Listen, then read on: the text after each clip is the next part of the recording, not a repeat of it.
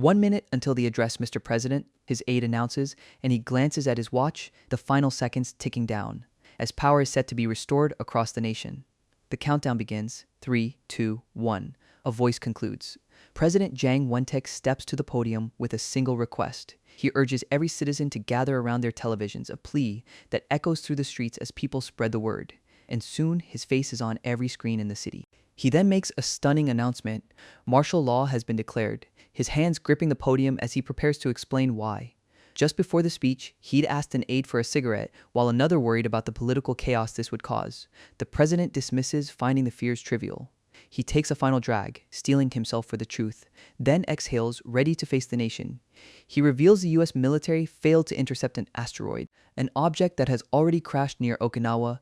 The report on the object seen streaking through the sky in a ball of fire concludes, resulting in an explosion of catastrophic scale. But the worst news is yet to come. As the fallout heads for our country and a zombie outbreak begins, I have a final plan for the people. The president reveals, unveiling a map of time shelters across the city, and airdropped guides on how to fight the first monsters. The world's power plants are going dark for good, the final, grim announcement states. He bows to the nation on screen, his final duty done. Making sure you all survive to meet again is the only way I can thank them, he whispers. And in a quiet room, that very informant turns off the TV. He lets out a sigh, having hoped this day would never come. The scene shifts to a group of exhausted gamers in another world until one of them spots something new on his screen. A message in the chat from a complete newbie. The whole team swarms the monitor, overjoyed at a new player, promising to contact him after he clears the tutorial. 2 hours later, their excitement has turned to horror. The newbie has quit, saying the tutorial is too hard. They wonder if this is the end for their failing company, as a player is shown stomping a monster's head in-game. 2 of the developers complain about their own impossible difficulty, while their leader, the Rabbit Lord, faces an overwhelming horde. A voice from the chat suddenly laughs at their struggle, telling them to start fighting, offering a 1-minute head start. The Rabbit Lord glares, vowing to make him regret that challenge. The gamers launch into a desperate, chaotic battle. A voice announces as the timer runs out, ending their mission in a fiery explosion. The game is officially over. A stark message announces to the defeated player, admitting they're addicted to this brutal, endless game, until one of them spots an alert on his holographic display. A message from a user who's completely new. The jaded veterans immediately swarm the terminal, eagerly welcoming the fresh recruit into their world. But 2 hours later, the newbie's resignation crushes their hopes. The game's developers watch in despair, their company on the brink of collapse. A player takes out their frustration on the undead. While others complain about the impossible difficulty, one of the veterans signs off, calling out to the new player. "You'll be back to play tomorrow?" The blonde-haired player asks nervously, only managing a weak, uncertain response. The other players exchange a silent, knowing look before logging out and fading back to their real lives. Suddenly, the newbie is alone again, facing a horde of glowing red eyes, his stream going live as he leaps into the fray. From a dark room, a lone viewer watches the broadcast intently, just as a new cybernetically enhanced horror emerges from the shadows. A lone player faces his final choices, but he's had enough of this hopeless game. Just as he quits, an announcement appears. The timing feels like a cruel joke. He murmurs, removing his headset for the last time. He deletes his entire streaming history. "I'd like to place an order," a voice calls out to Kang Seong-ho, the shut-in chef, serving up steaming tteokbokki and slicing fresh kimbap for his customers.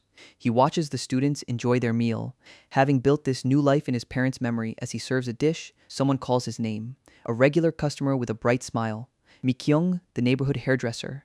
She has something she wants to show him, she says, holding up her phone. It's a trending post about a real-life status window, but she admits it didn't work when she tried. Later that night, Song-ho gives it a shot alone, looking around his room expectantly. But nothing happens, just as he thought. He muses as a flicker of blue light catches his eye, and a massive screen erupts into existence before him. Song-ho stares up in utter disbelief, his eyes scanning the stats on the holographic screen, a system that feels chillingly familiar, like the game's survival life. But he notes a key difference, as that game had no trait system, and his is the power to open a personal dimensional gate. He considers the command phrase, finding it a little embarrassing, but decides to say the words out loud anyway. He whispers as a brilliant blue tear in reality opens in his room, and the impossible sight sends him into a panic. He desperately denies, a single bead of sweat tracing a path down his face. He thinks as a terrifying idea on how to check forms. He quickly grabs his phone, searching for a specific name, and finds a news article about an asteroid called Unjambi. He tries to convince himself it's just a coincidence, but a horrifying question hangs in the air. What if the game has actually become reality? He wonders, looking to the swirling portal for proof. Some kind of evidence from the other side? He hesitates. A much safer idea. He thinks, carefully sweeping a long kitchen ladle just inside the gate, pulling out a small scoop of what's on the ground. It's just dirt, leading him to a startling conclusion. The gate leads somewhere on Earth. How? He mouths, finding himself in a lush, unfamiliar forest. But putting his shock aside for a moment, he takes stock of his strange new surroundings and confirms his phone has no signal at all. He pulls a marker from his backpack, deciding to mark his trail as he explores. The frustration quickly begins to set in, he thinks, walking endlessly down the winding path. He feels exhaustion creeping up on him, and just as he wishes for something to happen, a dark shape emerges. A crimson beam of energy zips past his head, but the source is a majestic white deer. The creature stares at him with an unnerving calm before simply walking past him down the path. Seong-ho lets out a quiet sigh of relief. So it wasn't aggressive after all, he realizes, recalling the dangerous monsters from his old game, and instinctively reaches for a weapon at his side. With his knife drawn, he presses onward. Knowing nothing in this world is certain, his eyes scan the trees for any sign of danger, until he discovers a glowing golden tree, holding a strange fruit in his hands, and he takes a hesitant, fateful bite. A notification confirms the apple restored his stamina, and he's stunned. It tastes exactly like the game's sun apple. A grim smile spreads across his face, his suspicions confirmed, especially with the goblin droppings nearby. He lets out a heavy sigh. He accepts the terrifying truth. The apocalypse from the game is coming to his world. With his hunch now a certainty, he returns home to prepare. His first move is to pull out an old hard drive. He resolves, recalling the gameplay footage he never thought would be useful. The old game files reveal the timeline, 32 days until the end. He spends all his savings on survival gear. Then checks the online community for information. The system states, revealing only a mess of trolls and show-offs. The next morning, he continues his preparations, he thinks, stocking up on supplies from a local store. He even buys a powerful hunting bow in a private deal. And with the transaction complete, he heads home, hoping this is all for nothing, but preparing for the worst. Back at his restaurant, he posts a sign to close shop for a few months. His new life as a chef is officially on hold. Just then, a familiar voice calls out his name. It's Mi-kyung. Worried he's closing down for good. He brushes it off with a lie about remodeling the old shop. Seong-ho tries to excuse himself, but Mi-kyung calls him back. She hesitates, then just wishes him well for next time, watching her walk away down the street. Seong-ho is left alone with his thoughts, a new resolve hardening his expression. He recalls his old gameplay style, a meticulous planner, not a fighter, admitting he always lacked the physical stats of other veterans. The reason for this was simple. In the game, stats were earned through real-world training, and now he wonders if this new path will even work. This might actually be possible, he realizes, surprised by how easily the bowstring pulls. As the instructor on screen tells him to take the shot, he raises the bow, light glinting off the arrow, and draws the string back with intense focus. His real-world form merges with his old gaming instincts, and he unleashes a shot with impossible power. Seong-ho marvels at his own natural talent, but his scraped hand shows his physical limits. He needs to get stronger. With his basic preparations complete, he's ready for the next phase. Knowing there are two critical tasks ahead, he resolves to first test if he can actually hunt monsters, and second, he needs to establish a secure hideout. He's determined not to do anything foolish, he mutters, clearing a path into the forest with a large blade, feeling lucky to find more sun apples before his gear arrives. Following the markers he left behind, he searches for a very specific clue, and in a moment he finds it. He murmurs, his eyes locking onto the ground. Confirming his suspicion, goblin droppings. He was searching for them for a simple reason.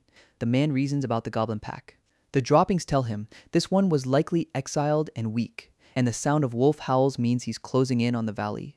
He spots a lone goblin by the water, looking exactly like the game, a low-grade monster armed with spears and poison needles. From behind a tree, Seong-ho watches his target, carefully nocking an arrow and taking a steadying breath. He may have missed the head, but the shot still lands true, giving him the opening to press his attack. He roars, striking the creature down, and the goblin's body dissolves, leaving a small pouch behind. Inside are familiar items from the game, perfect for making an ointment. He quickly begins to dig a grave for the corpse, knowing it could attract the pack or reanimate as a bone creeper. As he works, he notices red trout in the stream, and a horrifying thought suddenly strikes him. If red trout live here, then this valley is far more dangerous than he thought. A monstrous red eye glares down at him, a terrifying owlbear, a monster straight from the game. His mind flashes back to a different time. The narration reads over a live stream from a gamer called Kimbap Lover, who was compiling information on forest monsters. Seong-ho remembers watching the stream in VR. "Thank you for the support, poor man," the streamer says gratefully, smirking as he prepares to continue his lecture. The chat trolls and argues amongst themselves as I recall my lesson on goblins and kobolds and the warning to avoid bone creepers at all costs. The streamer thinks, but he reveals the two most dangerous creatures in the forest, werewolves and owlbears. An owlbear establishing territory is significant, as it means the local monster ecosystem has reached a balance, he explains. The chat is divided, some intrigued, others still bored. He observes before revealing how to handle an owlbear. The memory snaps back to Seong-ho's terrifying reality. He rejects the nostalgia, forcing himself to focus. This isn't a happy memory. It's a crucial hint, a piece of information he desperately needs to survive. He recalls the streamer's words, owlbears are ravenous when hungry, but this one is motionless, meaning something else has disturbed it. He's invaded the territory where it finds its precious red trout. With that realization, he takes a decisive step forward.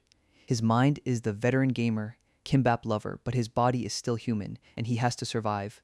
A sharp ringing sound cuts through the silence. A noise wakes him in his dark room. He sits up, his entire body aching with pain. As the alarm continues to blare, he slams his hand down, realizing he passed out instantly. The memory of fleeing an owlbear flashes through his mind. It's a sight he never wants to experience again, he murmurs, clutching his starving stomach. He suddenly collapses to the floor, his legs giving out as he spots his glowing backpack.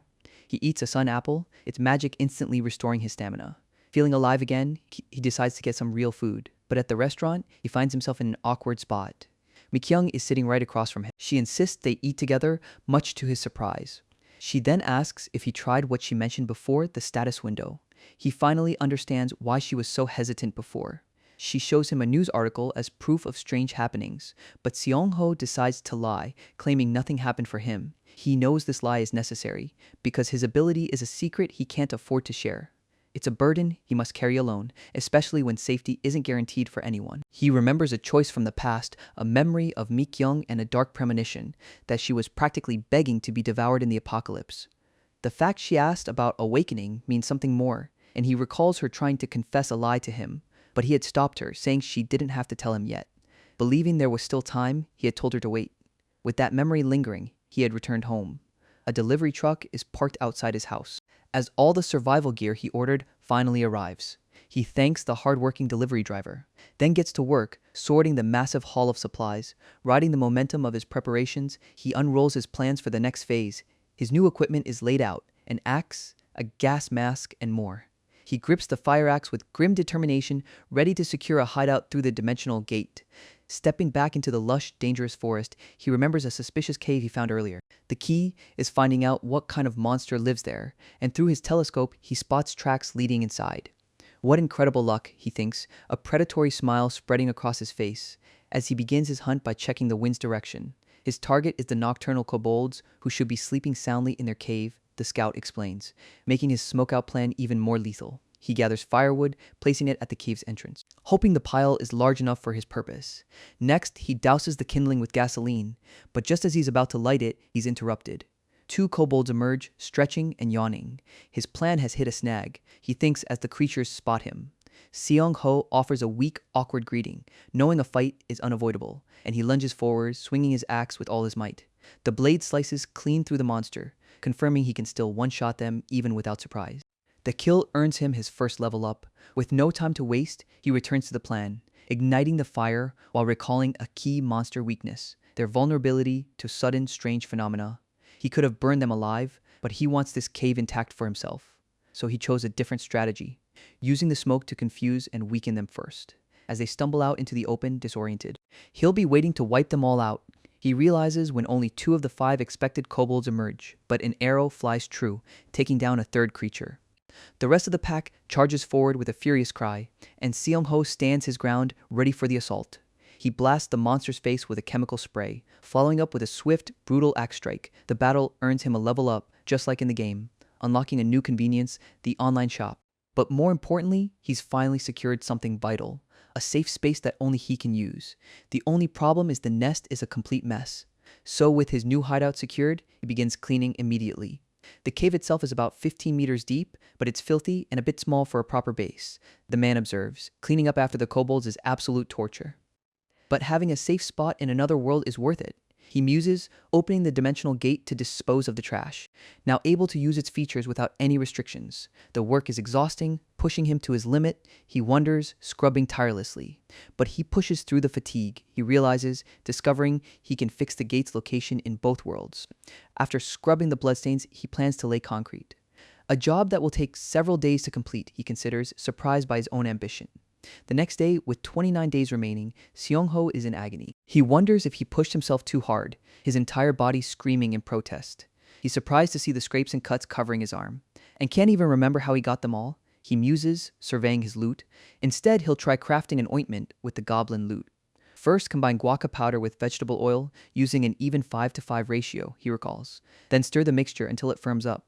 A confident smirk appears, the system notes of his successful ointment. He applies it to his arm, feeling the healing effect instantly. But he realizes this method is far too tedious for the long run. He knows this is how you raise stats, but fears he'll die before the disaster even arrives. He considers easier weapons, a slingshot for rough terrain, or even a gun. But then, an idea strikes him. He remembers a key piece of information involving a massive ship.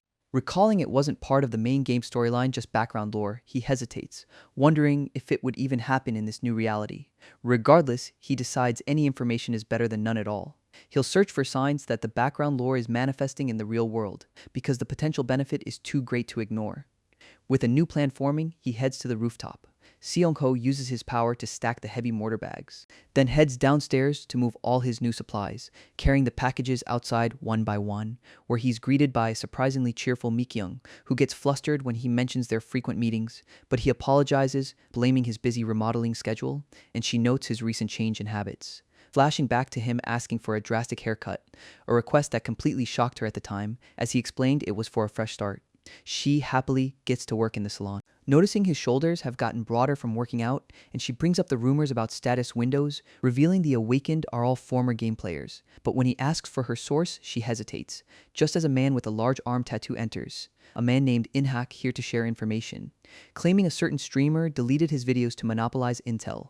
And now their group is trying to track him down, a plan that deeply concerns Seong-ho. Inhak scoffs. Can we even afford morals anymore? He insists, arguing the hunt for Kimbap Lover is for the public good, and he pressures Mi-kyung to join their team, while Seong-ho realizes they've completely misunderstood his actions. Inhak menaces Mi-kyung with a pair of scissors. You withheld vital information. Inhak sneers, but Seong-ho knows he doesn't owe them a thing. The thug insists. Despite the consequences, I refuse, she says with a defiance that clearly irritates Inhak. But Seong-ho steps in, his voice dangerously low. And Inhak can only groan in frustration. The bully whispers as his confidence evaporates into cold sweat, and he quickly decides to leave. Mi-kyung breathes a sigh of relief, as Seong-ho suggests they trade numbers for her safety. Later, back at his apartment, he mutters, putting construction aside to check the forums. He searches for his old streamer name, Kimbap Lover, only to find a tidal wave of hate directed at him. He learns a harsh lesson: sharing info gets you cursed, even when the tips are life-saving. A grim voice narrates. The community demands proof, lashing out in paranoia, and someone has already found a potential lead on his identity. The forums are filled with calls to hunt him down, and even worse, creepy posts targeting Mi-kyung. He remembers, tired of people. And for the next 2 days, he focused on his hideout, mining luminous stones to relieve the stress, he thinks, swinging his pickaxe. He mixes and spreads the mortar, leveling the cave floor, then steps outside to let it dry, looking up at the moon under the dark sky. A new resolve forms, fight fire with fire. The unheroic man concludes his only goal is to survive. But a sudden noise catches his attention, and he turns just in time to see it. A massive explosion rips through the forest, the shockwave tearing through the trees, and Seong-ho is thrown to the ground, unconscious. His hand is covered in ash and dust as he coughs, struggling to his feet, wondering how he's even still alive. Then a memory surfaces. He recalls seeing the creature right before it detonated. Kaboom! He is thrown clear by the blast, and the proof is embedded in his own body. He quickly summons his status window, seeing his stats have plummeted, but he's not permanently damaged. His level and points have increased, confirming the Bone Creeper kill was a success. But the fight has left him utterly exhausted, he thinks sluggishly. With his last bit of strength, he opens the gate. He returns home to treat his wounds immediately. He lays out his medical supplies on the table, he says, preparing for a painful procedure, pulling sharp bone fragments from his own flesh. After the agonizing task, he bandages his wounds. But the sheer exhaustion finally takes over. He wakes up to the light of a new day, realizing he could have easily died in his sleep. He regrets not checking his condition sooner, but a look at his status window confirms the treatment worked. He still wonders about the bone creeper's sudden appearance, a question that continues to bother him.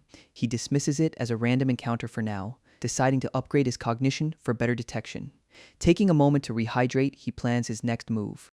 He recalls there are two ways to improve stats in the game. The first being standard level ups from combat. The second is learning skills from powerful monsters, a path he considers far too risky for now. To find a better way, he turns to his old game files. He recalls the lore's tough monster, but only if the signs appear in reality.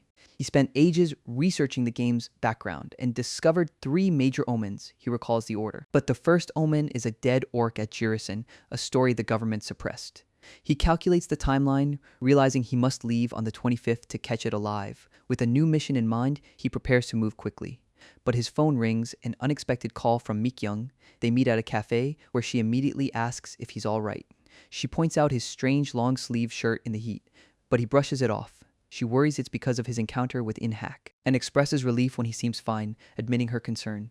Seong-ho laughs, admitting he can't stand the guy. He was a problem from the start. Seong-ho confirms. He asks why she called, and she leans in to whisper a secret. She confesses that she's one of the awakened, shocking him. He decides to play dumb, pretending he's not awakened himself.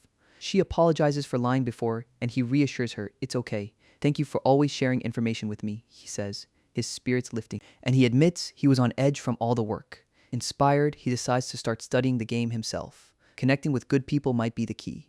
He realizes returning to his room refreshed. He buys a high-tech drone for forest scouting and rents a car for the upcoming mission.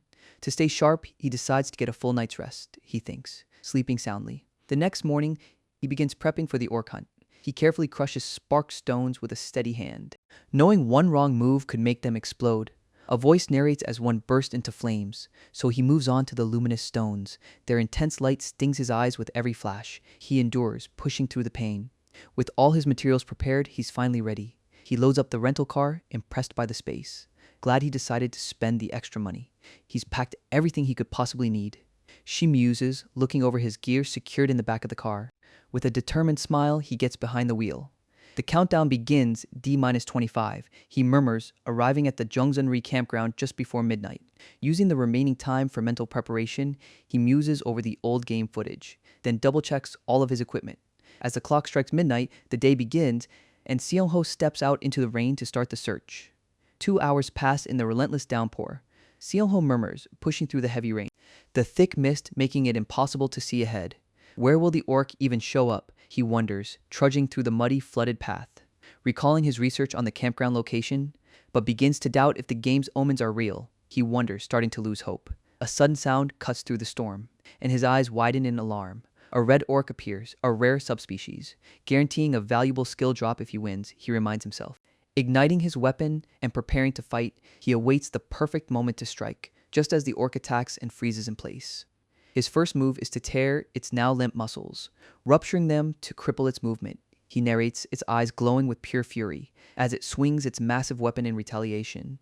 The beast groans in agony, stumbling forward from the debilitating injury. This brings him to eye level with the monster, and he shoves an explosive device into its mouth, detonating it in a massive, fiery explosion. Seong-ho smiles, believing even this monster should be manageable. He thinks only for a brutal punch to send him flying. The memory of the fight is a violent blur, his focus wavering in the pouring rain, his strength fading fast. He thought it was the end for him. A sharp gasp for air pulls him back, and he stumbles to a campfire, utterly spent. His first thought is to check for loot, he thinks as a sudden glow catches his eye. His watch has transformed, boosting his insight. But there is a more pressing matter, the leader says, regarding the massive orc corpse. He recalls the government cover-up of the first orc, and a deep pessimism sets in. He remembers what Mikyoung said about the Awakened, realizing thousands of players now have powers, a faceless crowd of unknown potential. If even a fraction of them are malicious, people like In-Hack are now dangerously empowered. They could destroy society for their own selfish gain, even starting widespread riots. But the most immediate problem is right in front of him. Leaving this body will create a bone creeper, endangering everyone. What if he himself becomes a zombie? The thought suddenly stops him. Even the Awakened aren't guaranteed to be safe from the infection, and he's frozen, unable to decide the right course of action. But one thing remains absolutely certain, he declares, opening the dimensional gate. For anyone to survive, the world needs an orderly apocalypse. Frustrated, he gets back to work, his injured body making the labor excruciatingly difficult. His exhaustion triggers a new skill, survival craving, forcing him to move as fast as he possibly can. He thinks, digging with renewed, frantic energy. And the new skill seems almost too good to be true. He realizes as his body pays the terrible price, a new day dawns, and Seong-ho returns home, shocked at how much time has passed. He's fallen behind on building his defenses, but at least his cover-up of the Red Orc was a success. With the day almost over, there's not much he can do. He decides, checking on his deliveries instead. He's clearly pleased with what's arrived, the man says, opening the large wooden crate, revealing an arsenal of weapons inside. He can only use the war club in reality, but in the other world, everything is fair game. But then he notices some items are missing from his order. A notice reveals his spear was confiscated by customs. Another delivery, just leave it at the door, he shouts. But the person outside doesn't leave. Annoyed, he walks over to open it himself and freezes in complete surprise. It's Mikyung, apologizing for the sudden visit. I really needed to talk to you, she explains, offering the bag of food, asking if he wants to eat rabaki together. The countdown continues, D-24. Seong-ho is left utterly speechless. Mikyung comments from his kitchen. He can't quite process what's happening, his face flushing with disbelief. Hurry up and eat, she says with a smile, making him wonder if this is really happening. As they sit down, he asks what she wanted to talk about. She came to share some information about the game, she reveals, instantly dashing his romantic hopes, but he decides sharing information with a good person is the right call, offering to take out the trash while she gets the food ready. While she's out, Seong-ho grabs his laptop. Seong-ho decides opting to share the information anonymously online. Mikyung seems to understand his plan, he murmurs, watching her jot down the survival tips, but Seong-ho has another discovery to share. Kimbap Lover is getting so much hate, she agrees, her expression turning curious. I wonder why the top player is so secretive, Seong-ho feigns curiosity, and asks Mikyung for her opinion instead. She smiles knowingly, suggesting everyone has their reasons. Why did you refuse? Seong-ho asks in surprise. And she begins to explain her unsettling encounter. She begins handing him her phone as proof. It's a recording of In-hak's party members. A voice explains over their threatening conversation. Seong-ho's face darkens with disgust. The apocalypse will reveal people's true ugly natures, he says to Mikyung, with a grim realization. A heavy silence falls between them, she acknowledges, reaching for his hand. He needs to hit level 10 to unlock the shop, a crucial resource for powerful gear, he realizes. But leveling up presents a new problem. Stronger monsters will start to appear. He imagines her dying if she stays with him, a gruesome end he can't allow. Then I'll just have to fight the cutest zombie ever, he jokes. Suddenly, she activates her power, teleporting across the room in an instant, a skill she's only showing him as a sign of trust. Later, Seong-ho finishes building his fence, first pounding support posts into the ground, then wrapping them with barbed wire, making sure everything is fastened down tight. With the mortar dry, his defenses are finally up. He muses, preparing to move his deliveries, bringing all the urgent supplies into his new shelter. He plans to divide the space with panels when a sudden tickle hits his nose. Realizing he'll be sleeping here soon, he lets out a massive sneeze. The blackout curtain at the entrance has to go, he thinks, preparing for the cold. So he orders a proper door from a woodworking shop, a familiar face explains, his friend commenting on his improved physique. But the man's expression turns grim, admitting it feels like the world is ending. I'm not the only one who knows, Seong-ho realizes as the man describes the zombie business, who saw an awakened player actually levitate. So superpowers are real now, he confirms, though neither of them has awakened any abilities, and the levitating man is headed to a new station.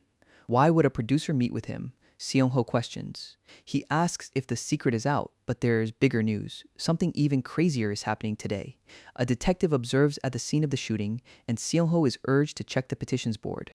An online post reveals a news story about the shooting was censored, with no follow-up reports available anywhere. The man thinks a single deserter is the official reason for this military lockdown, he recalls. Realization dawns on Seong-ho, the government is hiding something. I just remembered something important, he says with a newfound urgency. Back home, he connects the dots the government already knew. He pulls up his own research files. How could this be possible? He wonders. He took extreme measures to prevent chaos, but now he fears someone is already working with the authorities. He considers the different types of awakened players and the shadowy government figures pulling the strings. He sees the coming apocalypse as a chessboard, with key players already positioned for the opening moves, but one piece remains a dangerous unknown variable. He reasons the government can't be in full control, deciding his old allies are his best bet for now. He wonders if one of them is the mysterious Survivor One, and if his hunch is correct, he thinks, realizing he may not need to share his knowledge with the authorities. The uncertainty of it all is overwhelming. Knowing people are different from their in-game avatars, maybe Survivor 1 isn't the person I remember at all, he realizes. Still, he misses his old veteran buddies and decides to trust them for now. He concedes, knowing the leak is not enough. Returning to his work, he finishes sorting the food supplies, completing Phase 1 of his hideout setup. He's already planning Phase 2's construction, but realizes space is tighter than he expected, a problem he'll have to solve later. For now, he focuses on the immediate task, testing out his new drone for reconnaissance. It's the perfect tool for scouting without risk, he muses. His new drone creates real-time maps effortlessly, a purchase he's glad he splurged on. Seong-ho grins, fully immersed in the experience, taking a moment to appreciate the technology. Then he sets his hideout as the central point. He murmurs, beginning to explore the surrounding terrain. First, he heads south toward the sea. The drone reports, soaring over the forest canopy. He discovers the coast is monster-free and full of prey, he concludes, eyeing a perfect spot to set up some fish traps. With the initial terrain mapping complete, he spots something familiar on the feed, the operator notes, focusing the drone's camera. It's the clearing where he fought the owlbear, but the body is gone. He wonders if the owlbear's skeleton became that bone creeper, but the ground is covered in too many tracks to be sure. He identifies some of the footprints as goblin tracks. Realizing this location is far more dangerous than he thought. Seeing the signs of goblins, he decides to recall the drone.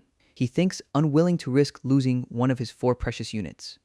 Back at his desk, he reviews the completed map, but knows he must investigate these areas himself for details. He gears up, planning to check the nearby swamp first. And just as he thinks of them, goblins appear. He notes, unsurprised. It's not the entire goblin group. 6 to 8 must be out foraging. He realizes, which he sees as a convenient opportunity, as he follows their tracks directly to them. He suspects his increased insight stat is at play, because every tiny sound is now amplified, and finally he hears their voices ahead. Allowing him to spot them while remaining concealed, he whispers, taking aim from the high vantage point, finding the goblins fighting over food. A perfect setup for a surprise attack. His first arrow finds its mark instantly, and the other goblins look around in shock. Their confusion quickly turns to rage. As he prepares another magical shot, he mutters, striking a second goblin with a glowing arrow. The remaining creatures charge furiously, but 2 run right into his waiting axe. The sound of impact echoes through the trees as the goblins let out a furious battle cry. Seong-ho remains completely unfazed, welcoming the direct confrontation and prepares to finish the fight. Seong-ho resolves, gripping his weapon with deadly intent. A system window confirms he's leveled up to 4. Seong-ho stands over the fallen monsters, catching his breath. Already sick and tired of the constant fighting, he says as his glowing clones dig a massive grave, realizing the skill's activation was worth it this time. Unlike before, only his health stat was sacrificed. The recoil is much less severe, he confirms, turning to a new task, inspecting the loot dropped by the creatures. He finds a guaca fruit, a health recovery item, and considers harvesting the resources in the area. Now, he wonders what the boss monster left behind. He muses, reaching for the largest pouch among the spoils. But what he finds inside is completely unexpected. He realizes, his eyes widening in total shock. He pulls out a live blue toad, and as he inspects it, he notices a strange odor. A gross green liquid seeps onto his glove. It's poison. A new resolve forms in his mind. Knowing this creature will make hunting far easier, he decides to name the little toad Jodok. The name has been set, and a promise to take good care of it has been made, the system window confirms. And because it was sleeping, he's instantly bonded with his new companion. He wonders if this is another hidden mechanic. He muses, his gaze hardening with a new sense of purpose. He wonders if this is a hidden mechanic. He dismisses as a stretch.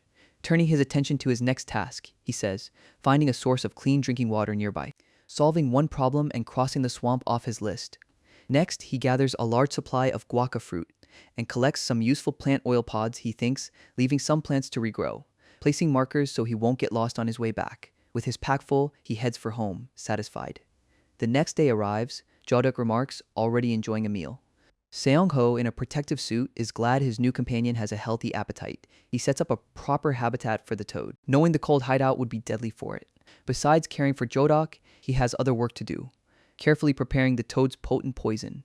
His biggest task is crafting ointments, he says, having accidentally made far too many now. He wonders how to distribute them to other players.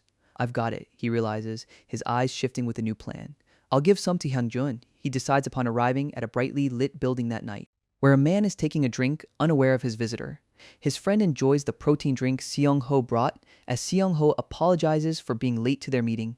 He brought a large tub of protein powder as a gift, and also some ointment he claims is for wounds. Is this a pyramid scheme? Seong-ho just laughs it off. Thanks for the game info you sent, his friend says. Shaking his phone with a grateful smile, Seong-ho says the thanks should be his for the warning about the shooting. He then notices the gym is completely empty, and his friend explains that another member went to a TV station. Before leaving, he shared info, so now they're making the gym a base. Around 20, his friend estimates for Seong-ho. Seong-ho is alarmed, recalling the warning that groups over 6 are dangerous. But his friend is resolute, refusing to abandon their members. When asked about his own plans, Seong-ho remains uncertain. His friend offers him a place to stay regardless, but a sudden scream cuts their conversation short and Seong-ho bolts toward the window. He leaps up to see what's happening outside. Finding a dazed woman on the ground, she can't remember much, only that someone attacked her. Stay with our old member, his friend says as he leaps out the window to investigate. Seong-ho asks for a description of the attackers, but her memory is a blank. She asks about his vision suddenly going dark, and he realizes the chaos is already beginning. He foresees the coming danger from other players as the countdown to the apocalypse hits D20. A content creator explains in the flashback, while a masked man lurks among the unsuspecting crowd. Seong-ho recalls submitting a report that was ignored. Watching the masked man lead others into a trap, he lured them into a den of monsters with a twisted welcome. A predator hiding a knife behind his back and betraying an innocent player with a laugh. The masked man watched from safety as players turned on each other, his eyes glowing with malicious glee. The server's player count was once over 5,000, but after the betrayal, only 4 remained. His old veteran allies stood over the defeated troll. They were the ones who cleaned up the troublemakers. Back in the present, Seong-ho analyzes the past events, recalling how the awakened community began to organize, sharing information, and forming parties on a live board. But then he sees something that catches him off guard, his eyes widening in complete disbelief. Someone is selling his Kimbap Lover gameplay videos, claiming he carried them through the game as a newbie. Seong-ho suspects it's just a scam using his reputation. He recalls some of the game's twisted survival tactics, he thinks, wondering how anyone could think so ruthlessly. But to face the coming threats, he knows he must train even harder. For the next 13 days, he prepares for a world after the Iron Death disease. Then we'll try a new approach, he says with a grim smile.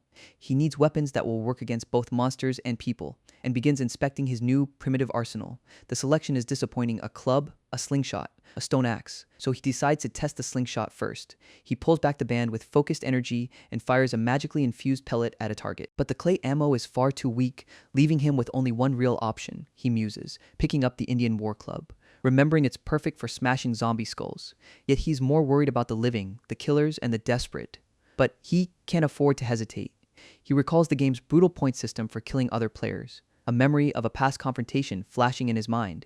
His eyes glow with cold determination as he lets out a heavy sigh. This is the only way for now, Seong-ho concedes, considering closing his shop and fortifying his hideout, when he hears the strange sound of wolves howling nearby, and a sudden alert on his phone suggests a breach at his base. He rushes back, putting on a helmet for protection, only to find a massive gray wolf lying near his fence, and he cautiously approaches, wondering if it's already dead.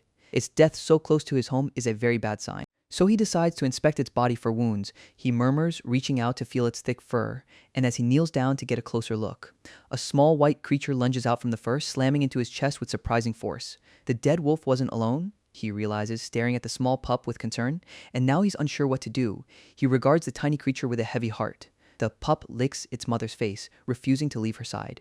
So Seong-ho decides he must bury the large wolf, digging a deep grave for the fallen animal. Seeing the orphaned pup reminds him of his own childhood, and of a beloved dog he once had named Bung-chi. So with a sigh, he gently picks up the pup, trying to comfort the small, struggling creature, explaining that its mother will now rest in peace. He offers the wolf pup a place to stay, and makes a proposition, he says, reaching into his pocket for a treat, promising to keep it fed until it's grown. In return, he needs its keen sense of smell, he explains, offering the food as a sign of their pact, the pup's eyes widening with excitement. I invite you to join me, Seong-ho says, holding out the jerky to seal the deal. The pup barks enthusiastically, accepting the offer, and he happily names his new companion Dingo. A system notification confirms the naming, announcing he successfully bonded with the gray wolf, making Dingo officially hit. This new partnership changes everything, Seong-ho says as he begins training his new ally, encouraging Dingo to follow his commands. He starts with a simple trick, he explains, teaching it to give its paw, then commands it to sit, which Dingo does without hesitation. Next comes the command to lie down, he says as the pup follows perfectly. He even teaches it to be quiet. And finally, to wait patiently, Seong-ho says, playing fetch with his new companion, pulling out one last treat from his pouch and tossing it high into the air with a command. The small wolf leaps with incredible speed, catching the bone mid-air, much to his surprise. Proving to be a natural treasure with amazing senses. He praises the good boy, but his phone suddenly buzzes. It's a rare message from his friend Hyung-jun, telling him to search for something online immediately. What he finds leaves him speechless, the gym member announces on television, revealing he's infected and will broadcast his survival. The story explodes, hitting #1 on the news, but the public comments are filled with disbelief and scorn. The dismissive comments pour in. He scrolls through the reactions, seeing a familiar name. He slams his hand down in frustration. Even the awakened players are panicking.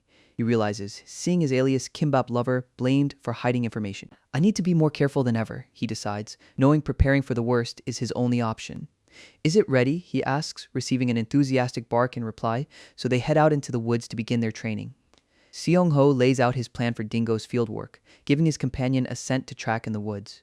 The first goal is to train him for the Hobgoblin event, and Dingo succeeds immediately, exceeding all expectations. With that done, he moves to the next phase, making sure Dingo won't panic in a real fight, giving him a quiet command to stay focused. He needs to know if his partner can follow orders in action. Just then, a target appears, a strange, otherworldly rabbit grazing nearby. Dingo lunges with perfect timing, securing their first kill together. This test confirms they can hunt as a team, a huge improvement from Dingo's previous skittishness. Seong-ho inspects the creature, noting its sharp claws, confirming that even the prey here is tougher than on Earth. Their successful hunt marks the start of their joint exploration. One partner remarks, venturing deeper into the forest. I am suddenly curious what Dingo's insight stat might be. Seong-ho thinks a system window suddenly appears, showing a health increase.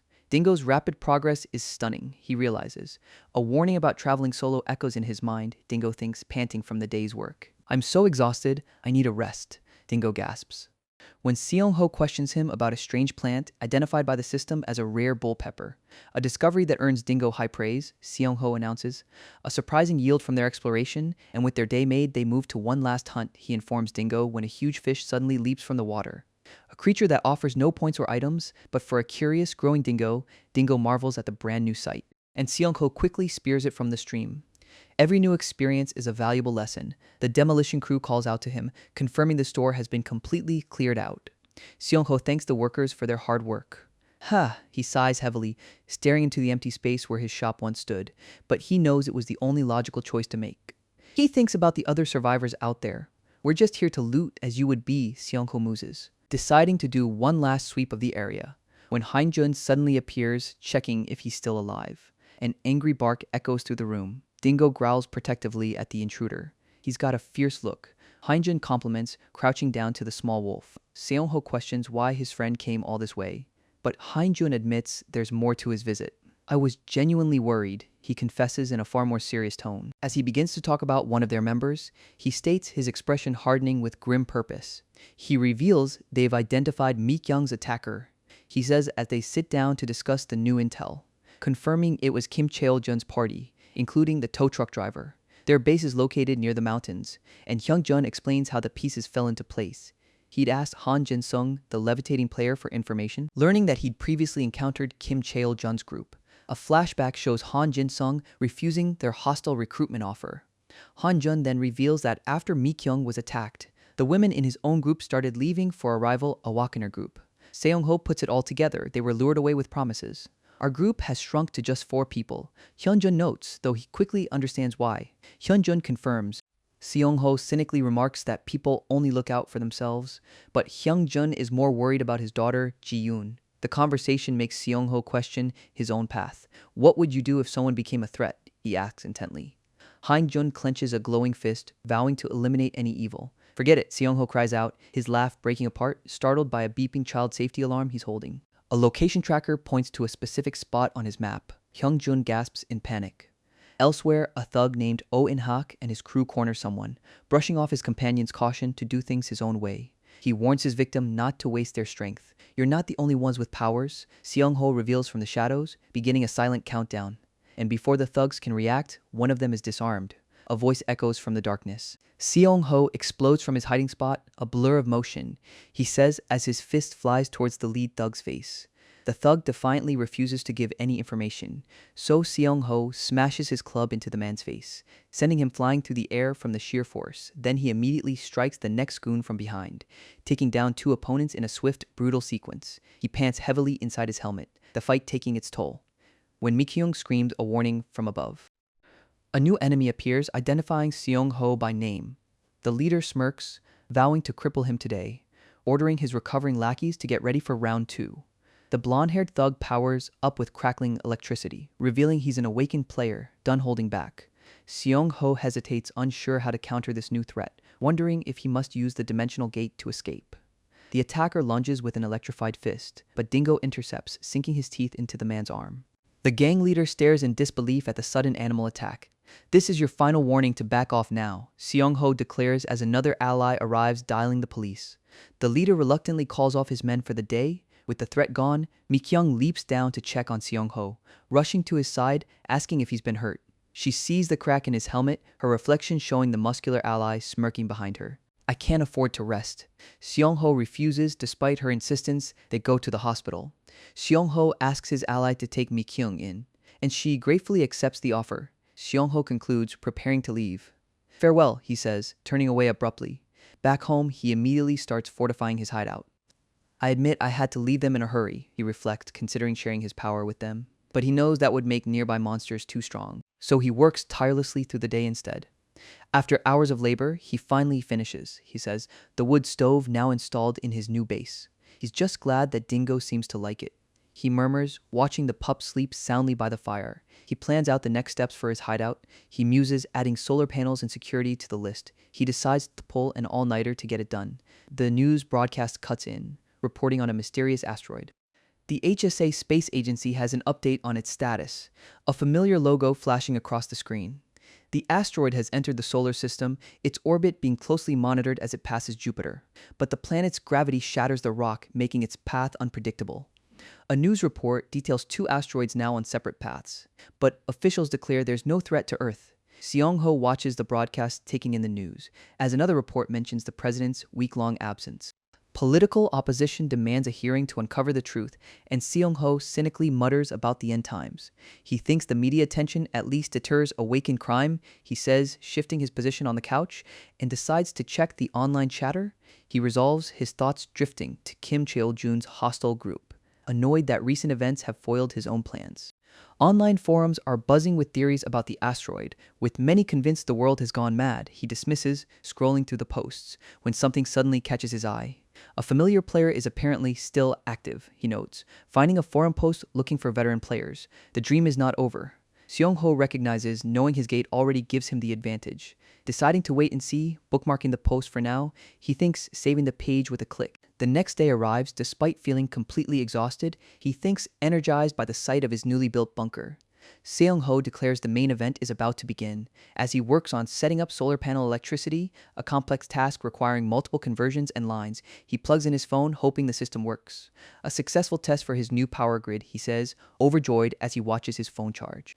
Feeling truly prepared for survival now, Seong-ho remarks with a celebratory stretch in his lit-up base, feeling a rush of excitement for the first time in ages. He recalls his work from the previous day when he discovered a new mineral called emerald. He thinks the glowing green stone is currently useless, but he's glad to have it for the future.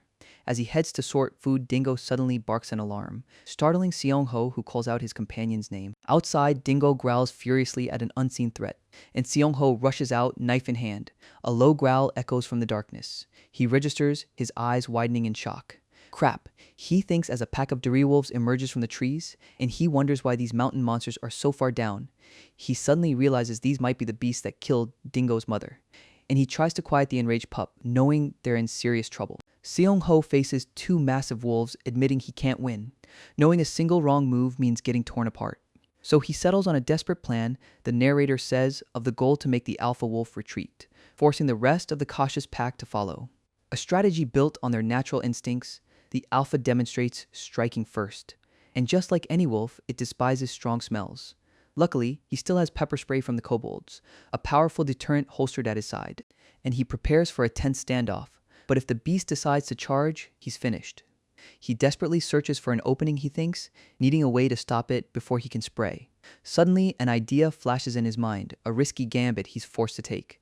He unleashes a skill, striking the ground before the wolf, which only enrages the alpha further. As the beast coughs from the dust, Seong-ho charges in, shoving the pepper spray right in its face. He then hurls a smaller wolf to create chaos, and the entire pack finally turns and flees. Seong-ho collapses in sheer relief as Dingo excitedly greets him with a smile. "Just hang in there," he whispers, gently petting Dingo, promising to avenge his mother. After organizing his basement, he says heading out for supplies to fortify his defenses. He's running on fumes after 68 hours without sleep, but knows he was lucky. Werewolves would have been a death sentence. The close call makes him realize he's become complacent, only preparing for the monsters he knew were nearby. He decides to expand his shelter and increase drone surveillance.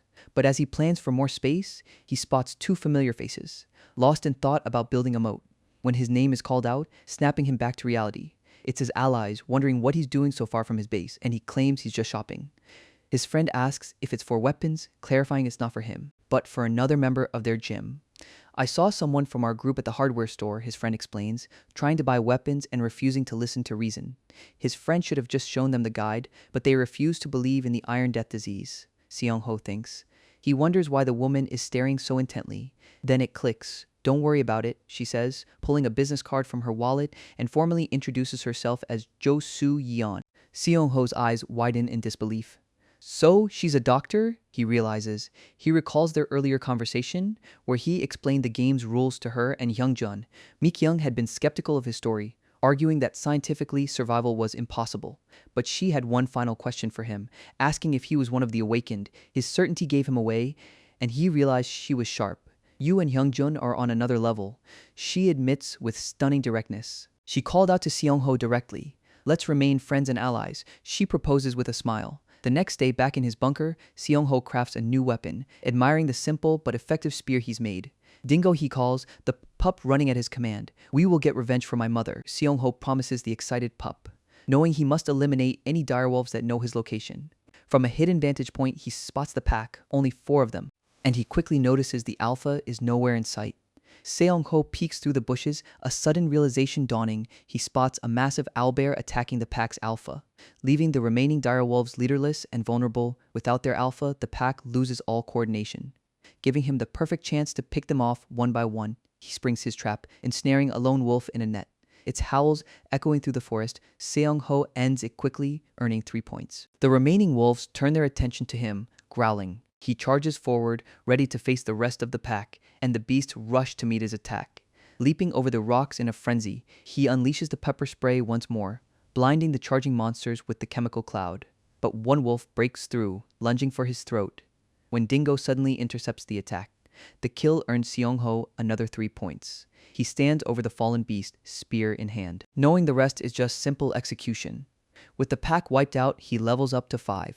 A new notification appears, granting his trait extra effects: dimensional gate, invisibility, and gate projection. He tests the new power, commanding the gate to open, a look of pure awe on his face, as a portal opens, letting him see directly into his home. He wonders if invisibility works too.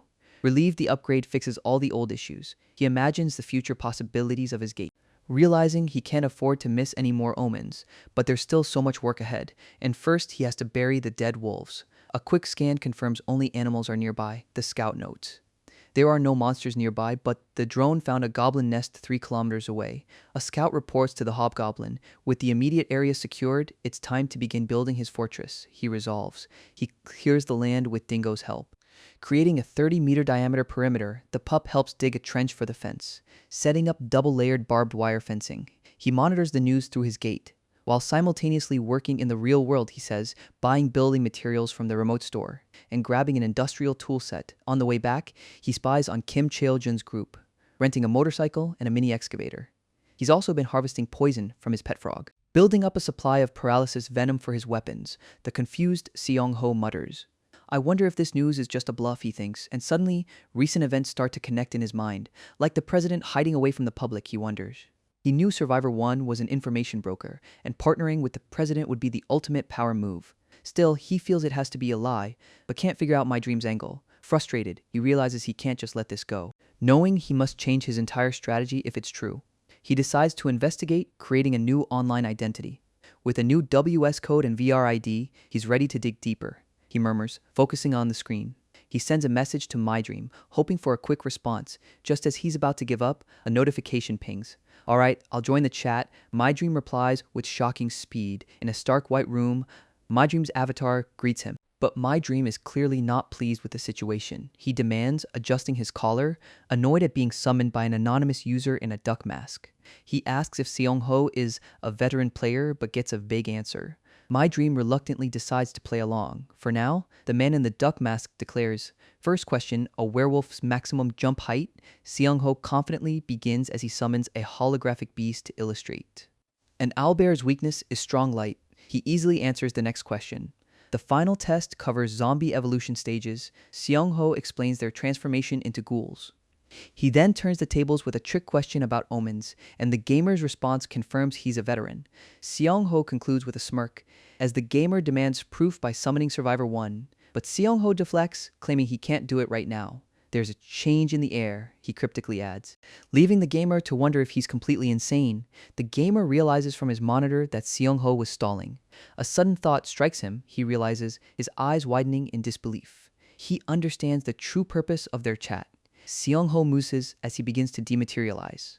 I've been tracking your IP this whole time. A sudden voice echoes as Seong-ho appears in the gamer's headquarters. Guard the door. The leader orders, confidently striding into the PC cafe. That man is ignoring the staff's directions, Seong-ho observes from his seat, completely baffled. Why aren't they being more discreet? The hunter wonders, grabbing the clerk's hand as his eyes glow with power. And Seong-ho immediately recognizes a psychic trait. He realizes, knowing he'll become a puppet if caught. So he plans an escape, opening a gate to the restroom. He slips away, his heart pounding with a close call. While the psychic hunter begins his search, he says, placing a hand on another gamer's shoulder, using his power to ask if he's unknown. No, the terrified gamer denies, and the hunter realizes only one target remains. Come out, Jae-hwan, he demands, stepping into the restroom. I have plenty of experience with stealth monsters, he boasts while filling a bucket with water. He plans to use it to reveal his invisible opponent. He says, splashing it across the room before preparing a strike. He knows that once his target is found, the hunt will be over, a voice narrates. But his hand passes through a portal, right into Seong-ho's grasp. The man in the suit spots Seong-ho through the gate, and radios his team to hunt down the movement-type player. A bitter taste fills Seong-ho's mouth, his dream of being a gentleman shattered by this man's cruelty. After hesitating for so long, his mind is finally clear, and he approaches from behind, his poisoned spear ready. He'll fight fire with fire, showing no mercy, he declares, his resolve absolute. The countdown continues, only 12 days remain. The man in the suit sighs, still pondering the identity of the player called Unknown. He believes a simple movement trait can't be all there is, convinced there's a deeper secret to his power. But a reflection in the mirror reveals a chilling presence, and Seong-ho lunges forward without a sound. The poisoned spear slices through the man's side, who finally recognizes his attacker with a look of shock. Seong-ho grabs his head and slams it into the wall, asking how it feels to be poisoned. He cuts off the man's desperate words. The tutorial hasn't even begun, he says, drawing a knife from his belt, explaining that the killer system isn't active yet. This means there will be no penalty for this kill, he whispers, pressing the blade against the paralyzed man's throat. Seong-ho begins patting down his paralyzed victim. You caught on fast like a true veteran, but it's a pity you're wide awake and unable to move. The traitor mocks, now seeing him as just another lootable monster. The man can only curse him in his mind. As Seong-ho declares this, the price for trying to enslave him. After taking his wallet and phone, he slips on a helmet, warning that next time he won't hold back. With a flash, Seong-ho vanishes from the scene. Back in his base, he examines the man's ID, Kwon Kyung-jun, age 38. He was a wealthy golf club owner with 3 private bunkers, and his phone reveals a history of numerous affairs. The intel confirms he was testing a mind control ability, which seems to be all the useful information for now. Seong-ho sets the phone aside, lost in thought.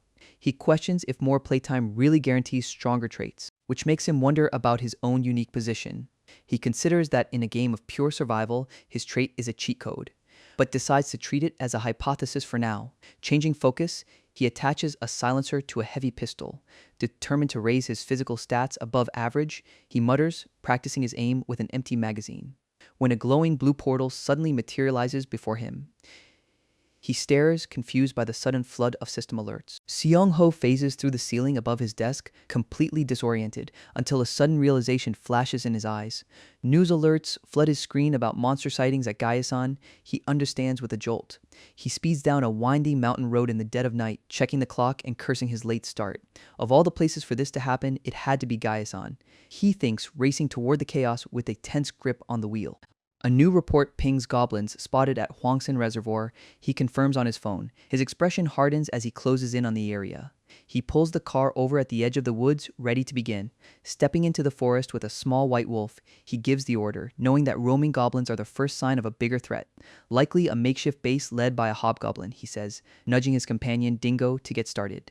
Asking if the creature has picked up the goblin's scent. Dingo sniffs the air, its ears perking up instantly, barking with excitement as it locks onto the trail.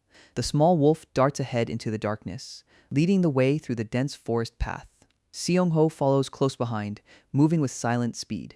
His mind focused entirely on the hunt. He follows Dingo down a steep incline, only to stop in horror at the scene below, a massacre of goblins and police officers. Seong-ho forces himself to stay calm. He thinks, checking on the fallen police officer, and is relieved to find he's still alive. The man is paralyzed by poison but has no fatal wounds, but his gun is missing from its holster.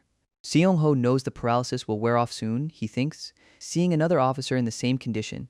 With the men safe for now, he turns his attention elsewhere, he decides, inspecting the scattered goblin corpses. Bullet holes confirm the police used their firearms, making him wonder why anyone would steal the guns now. A sudden chilling thought crosses his mind. Could a gold goblin have been leading the pack, he muses, and knows he absolutely cannot let it escape.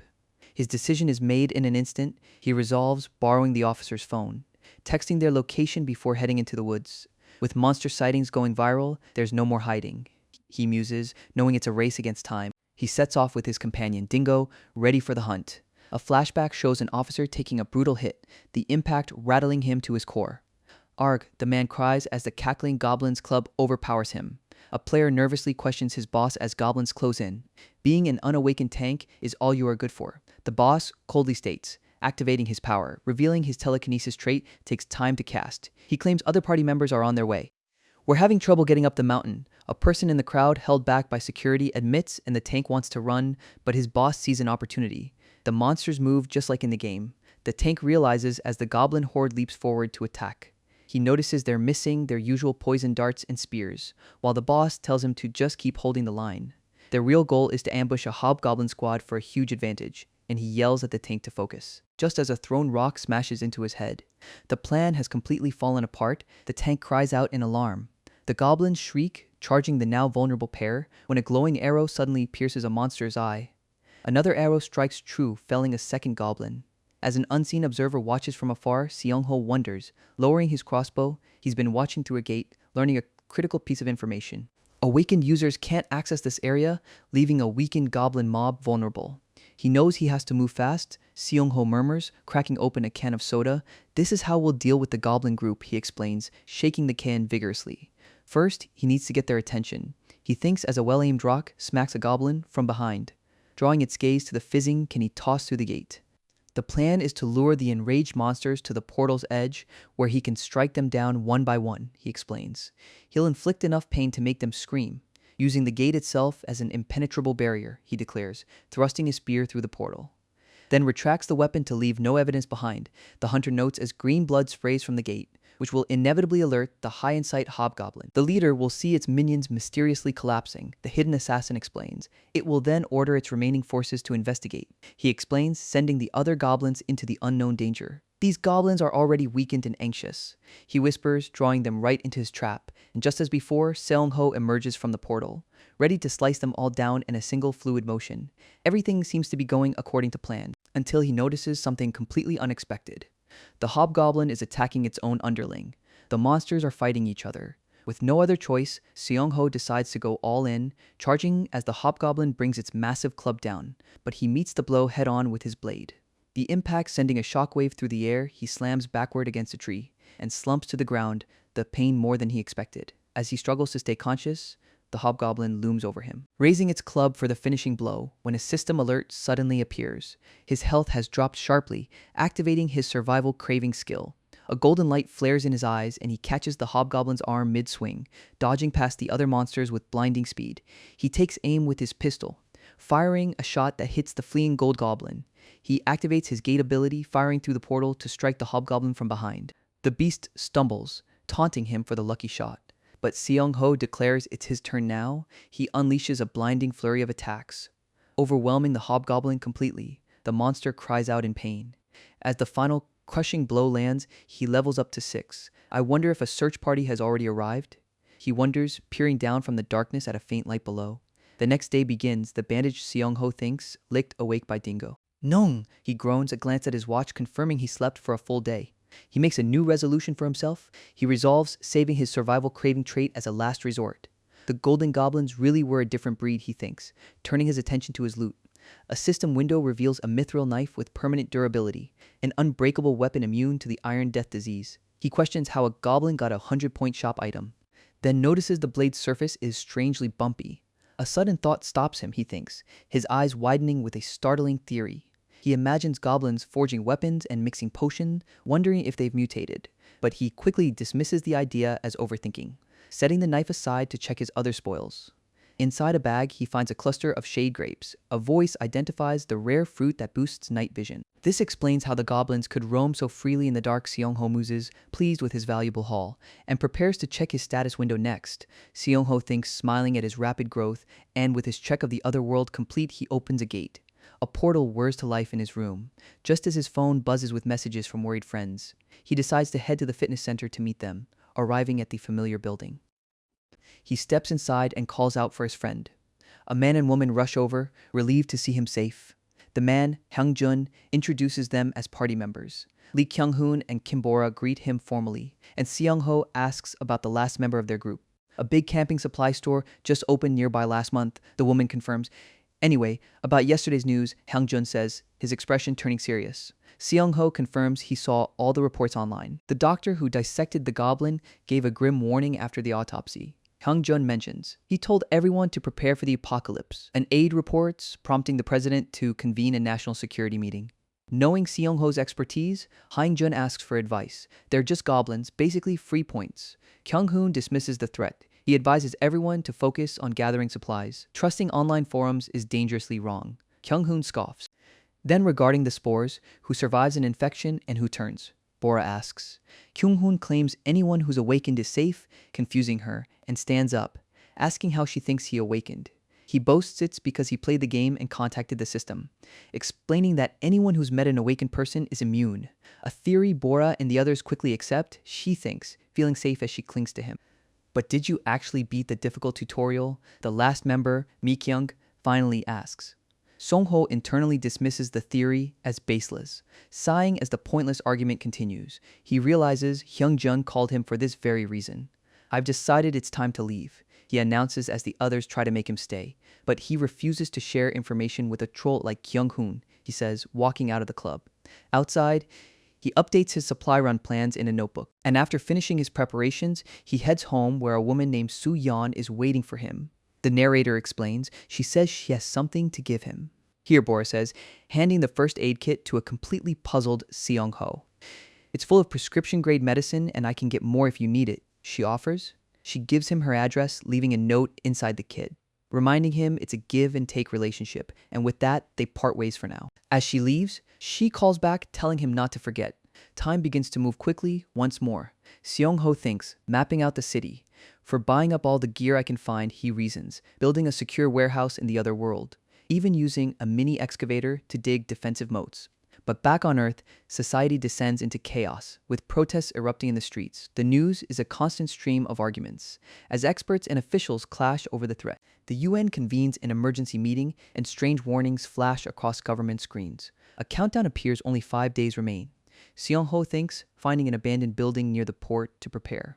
Knowing the coming plague is inevitable. It's a fate that can't be dodged, and the timing of his own transformation is uncertain, he mutters, struggling with the heavy, mysterious container. With no family, it makes little difference to me if I live in the other world with Dingo, he considers, watching the gate shimmer. But I question the point of hiding from my humanity, he muses, his expression hardening with resolve. With his preparations complete, Seong-ho murmurs, loading supplies into the inflatable boat, not eager to die.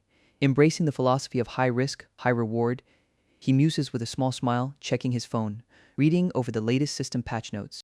He realizes the developers are responding to the apocalypse in real time.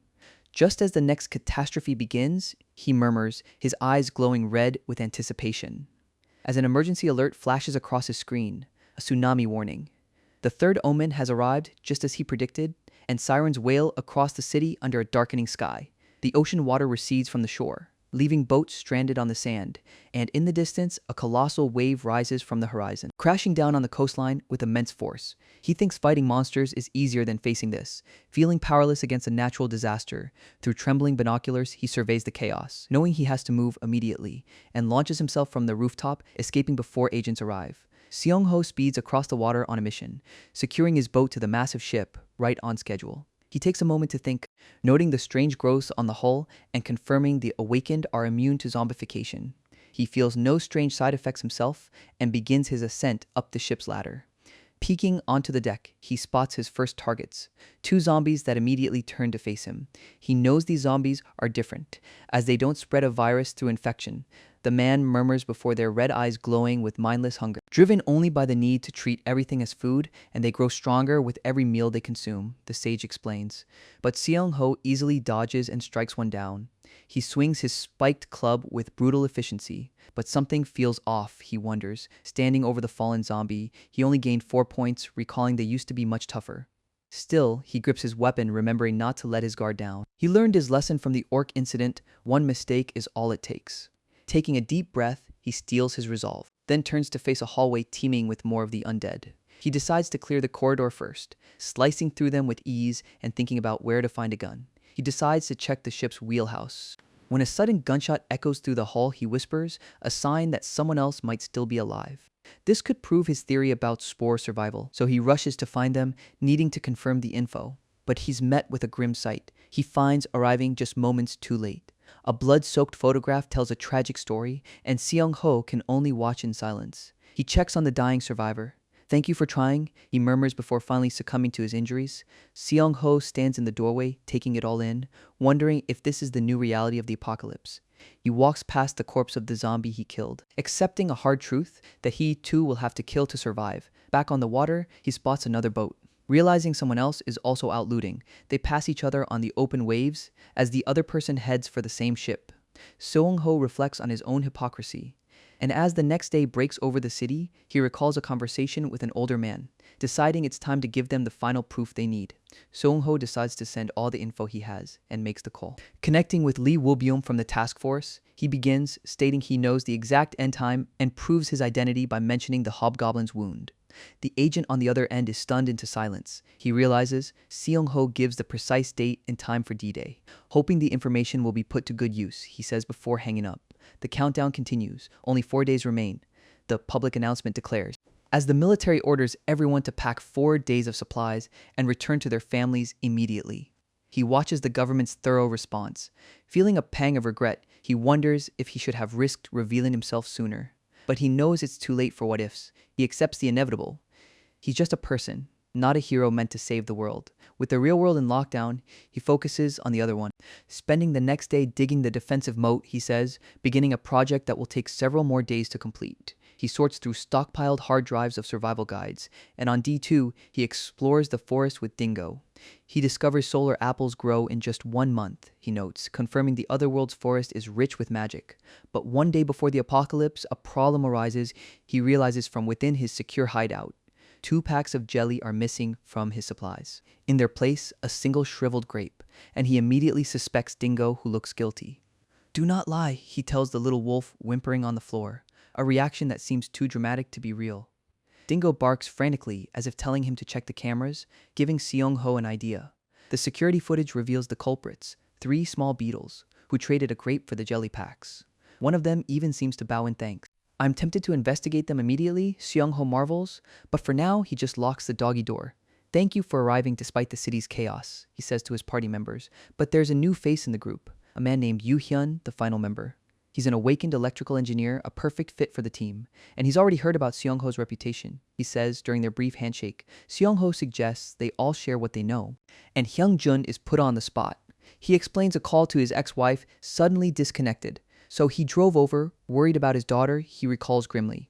Only to find the freeway completely barricaded, he mutters as his car screeches to a halt, stopped by armed soldiers evacuating the Ulsan oil complex. We were led through an industrial zone. Soo Yun recalls. He asks Mi Kyung next as a sealed bunker flashes on screen. She and Yoo Hyun overheard a disturbing rumor at a store. This can't be all of it, the woman with the bob cut whispers, as Mi Kyung reveals officials who oppose the president were detained. Song Ho's theory solidifies. The government knows the apocalypse is coming. He questioned them one by one for a reason, needing to build a case with undeniable facts. Seong Ho explains to the attentive group, and he considers revealing he's a veteran of the game. I am preparing you for the shocking truth that the president wants an orderly apocalypse, he explains. The words "end of the world" stun the entire room into silence. Their shock quickly turns to disbelief and confusion. Seong Ho explains, laying out the facts of the 4-day lockdown, questioning why the government would halt everything. Yoo Hyun realizes the terrifying implication: the end is coming. Seong Ho confirms the government acted on his D-Day info, warning them this is about individual survival now. They all need to be prepared. Mi Kyung concludes as she and Hyung Jun absorb the grim reality. He reminds them anyone could turn into a zombie tomorrow, then moves on to the most important part. Seong Ho explains, crediting a streamer. I apologize for keeping this from you. Now use the information as you see fit.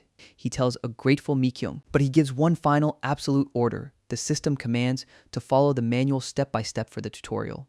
A montage flashes through his past life struggles. He clenches his fist, filled with resolve, and declares he has no regrets. Suddenly, a missile streaks across the night sky, followed by an entire barrage lighting up the darkness. A massive explosion erupts over the city, confirming there's no escaping the end after all. He watches through binoculars as the apocalypse begins. The next morning, the lockdown is lifted. Military trucks roll through the empty streets, with his basic prep finally complete. Seong Ho's hideout is fully fortified. He sticks to his morning routine, injecting a dose of paralysis poison into his arm, a brutal method to build up his resistance. He pushes through the pain, counting his reps. Finishing a grueling set of 300, he mutters, changing into his combat gear, strapping on his vest and gloves. Then shares a final quiet breakfast with Dingo, and begins the long wait for 9 a.m. The final moments of peace tick by slowly, until the lights flicker and he knows it's starting. Electronics begin to fail all around him. As a national broadcast cuts through the static, the president, Jang Won-tae, appears on screen, confirming the end of the world is here. I wish it hadn't come to this, Seong Ho sighs, his hand hovering over the remote. But now that it's here, survival is the only option, he resolves, rising to face the new reality, embracing his role as an apocalypse veteran. Only 4 hours remain before the spores land, and outside his safe walls, the world is changing. A voice reports on the world's descent into a hellscape of chaos. He recalls the chaos of his past life. He sees people fighting each other over nothing, and others letting their darkest urges run wild. A man celebrating the end of the world proclaims, believing death gave him the freedom to do anything, only to be struck down in an instant. He remembers those who killed without remorse. He rationalizes as weeding out the week before the plague, even calling out Seong Ho for watching from a rooftop. A memory of a killer's taunt flashes through his mind, but in the present, he's just confused by the government's actions. A plane drops leaflets across the city, a final warning, and he's impressed they care, unlike him. He accepts that everyone is wired differently, he murmurs, gripping the map of the shelters tightly. With his reflections over, he gets back to preparing. The final countdown begins, 3 minutes until the spores land. He runs a final check on his motorcycle and gear, wondering if his equipment is enough for the first wave. He mentally rehearses his planned looting routes, and remembers the crucial detail of swapping his watch, calling his meticulousness thorough, not paranoid. He's done everything he possibly could, he thinks, putting on his helmet for the final time in the old world, hoping his careful plans are enough to survive. The zombie spores have finally landed in Korea, and in the streets a man begs for his life, choking as the infection takes hold, before rising again with glowing red eyes. The newly turned horde react to a sound. As Seong Ho speeds past them on his motorcycle, he notices there are fewer zombies than he anticipated, and he knows exactly why. Most people stayed home with their loved ones. He grips the throttle, seeing this as an advantage, since it makes his supply run much easier. His first stop is a pharmacy, he muses. Lucky the shutters aren't down. He smashes through the glass door with a sledgehammer, then immediately opens a gate to his hideout. Time is of the essence, he declares, vaulting over the counter without hesitation. He knows the spores take time to fully activate, giving him a window to hit the hardware store next, he says, sending the supplies directly through the portal, where a confused Dingo watches them appear. The little wolf is quickly buried in a mountain of medicine. That was fast, Seong-ho mutters, checking his watch, realizing he'll finish way ahead of schedule. He scoffs at the unexpected obstacle. The hardware store has double security, but I came prepared for this exact problem, Seong-ho thinks, pulling out an oxyacetylene cutter, igniting the torch with a loud hiss. He knows the recent patch nerfed zombie tracking, but the noise is still a massive risk. He reasons. The sound drew the horde on the Russian ship. He fears as zombies begin to gather below. He assesses the threat, knowing early-stage zombies are weak, and with the recent nerf, they're even easier to kill. A simple task for anyone who knows their weak spot. He effortlessly bashes his way through the first few, earning points more easily than before. But now he has a bigger problem to solve. He mutters as another group of zombies shuffles toward him. His usual strategy would be to lure them into an alley. But right now, he's completely stuck in place. The sniper observes, so he decides to put his equipment to another use. He'll just have to kill them all at once. Seong-ho braces his shield against the first attack. I only avoided them to save time, he explains, tightening his grip on his gear, ready to face the entire horde head-on. He reflects on the 5,500 hours he sank into the game. This reality lacks the game's enhanced monsters. He notes, admitting the game still had its moments, and decides to offer a final payback. He thinks igniting a makeshift torch with his lighter and giving the fallen zombies a fiery send-off. After a brutal fight with the infected, he finishes looting the hardware store. He reports, loading up his trailer with crucial supplies. His next target is the local police station, but he discovers the armory is already empty. He observes, a step too late. Before disappointment can set in, he notices something among the bodies in the parking lot. He thinks, walking through the grim scene outside, he spots a single corpse carrying a large bag. The fallen survivor notes. Seong-ho quickly unzips the duffel bag, finding exactly what he was looking for. He murmurs, discovering a treasure trove of weapons, ammo, and radios. With his new gear secured, he heads to his fourth location. He thinks, speeding off on his motorcycle once more. By now, zombies have started to gather in the streets. He notes as they slowly turn to pursue the sound of his engine. But for now, the threat is still manageable, he says, his eyes glowing with an otherworldly light. Activating the Hobgoblin's Terrain Sense skill, the system maps out every zombie in the vicinity. Combined with his item-boosted stats, he weaves through the horde effortlessly. Making the undead easy to dodge, his next stop is a motorcycle shop. He thinks, though it seems others had the same idea. He grabs the last remaining ATV and gear. His partner reports, loading it with crucial supplies. Before moving on, he checks his status in the other world. The system reveals his fatigue and dehydration. So he takes a quick break to clear the debuffs. He marvels at his overpowered ability. Fully refreshed, he heads back out into the chaos. He says, putting his helmet back on. He considers where to loot next. He muses, his thought cut short. As unexpected company arrives, he observes the motorcycle with a sidecar barreling towards him, its driver crackling with energy, telling him to stay home. The blonde man in the sidecar screams they've been hunting for him, and an invisible force blasts Seong-ho backwards. Cornered, he prepares his ultimate escape plan, opening a gate. But as the two men approach, he reconsiders, thinking they'll be easy to kill. A blonde man attacks, ready to kill before the tutorial starts. Believing the system won't label him a murderer, he is stunned as his kick is stopped cold. The act of killing is a choice that still weighs heavily on me. Seong-ho thinks as his attacker stares in disbelief. I've picked a fight with the wrong person. He realizes as a hand flashes out to grab him, and Seong-ho puts him in a chokehold, demanding to know why he was targeted. Learning it was over a girl, the man crudely claimed, but a swift kick cuts off the disgusting comment. This is your final chance to walk away, Seong-ho says, a warning the man on the ground doesn't comprehend, who instead mocks him, calling Seong-ho a hypocrite for looting. We're both the same kind of monster, he insists, pulling out a nail gun to prove his point. Lunging forward, calling him selfish trash, firing a nail straight at Seong-ho's helmet. I am trash, just like him, Seong-ho grimly admits as the man begs for his life before the final blow. And a sickening crunch echoes in the silence. Awarding 50 points for the kill, a reminder of your 100 death matches in a past life, the system announces. But the reality of it feels far filthier than he imagined, he thinks, his hands trembling from the act. A sudden gasp echoes nearby, reveals the other attacker in hack, frozen in shock. Seong-ho gives him a cold warning to watch his back, and in hack turns to see a horde of zombies closing in. In the end, people only care for themselves, Seong-ho reflects, leaving Inhak to be swarmed by the undead, who desperately begs for his life, but his pleas go completely unanswered. Seong-ho believes they deserve this fate. He recalls the game's murderer system. A feature added to stop player trolling, but its rules were a complete mess, the narrator explains. The first kill only triggered a warning.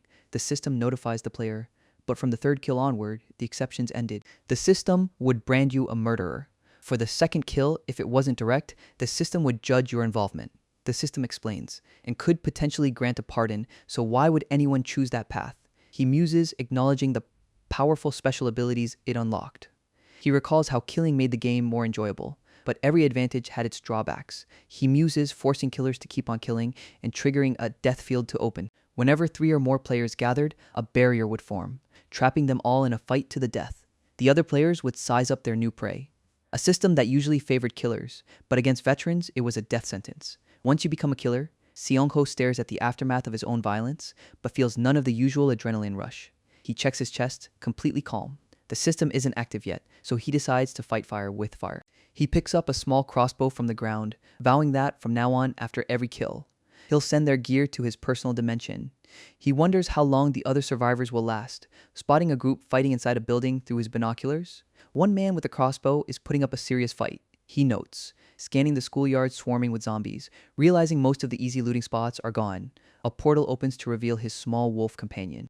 With only an hour left before the tutorial ends, he decides it's time for his pet to get to work. He considers where zombies gather most. He muses while securing the last of his fuel. Knowing the answer is simple, he explains of their flocking to places with easy nutrients, like grocery stores and crowded markets. He recalls the game's online shop, a luxury he now lacks, and with his preparations complete, strange emptiness he feels, looking over the deserted industrial lot. Noting the time is now 5:40 p.m., having farmed groceries from a big box store and computers from a nearby apartment complex, the scavenger reports. He speeds away before the buildings collapse. He decides to set up a dimensional gate, he murmurs, fixing its coordinates in the middle of the road. Then crosses over to the other world, he says, bringing his now obsolete motorcycle with him. In his personal dimension, he changes his gear, he says, equipping a non-metallic helmet and stab-proof vest. He arrives at a training ground near his shelter, a place he prepared well in advance, the narrator explains. He puts on the equipment he stashed there, he explains, laying out his tools for the next phase, and finishes gearing up completely, he says, his new medalless outfit looking deceptively normal.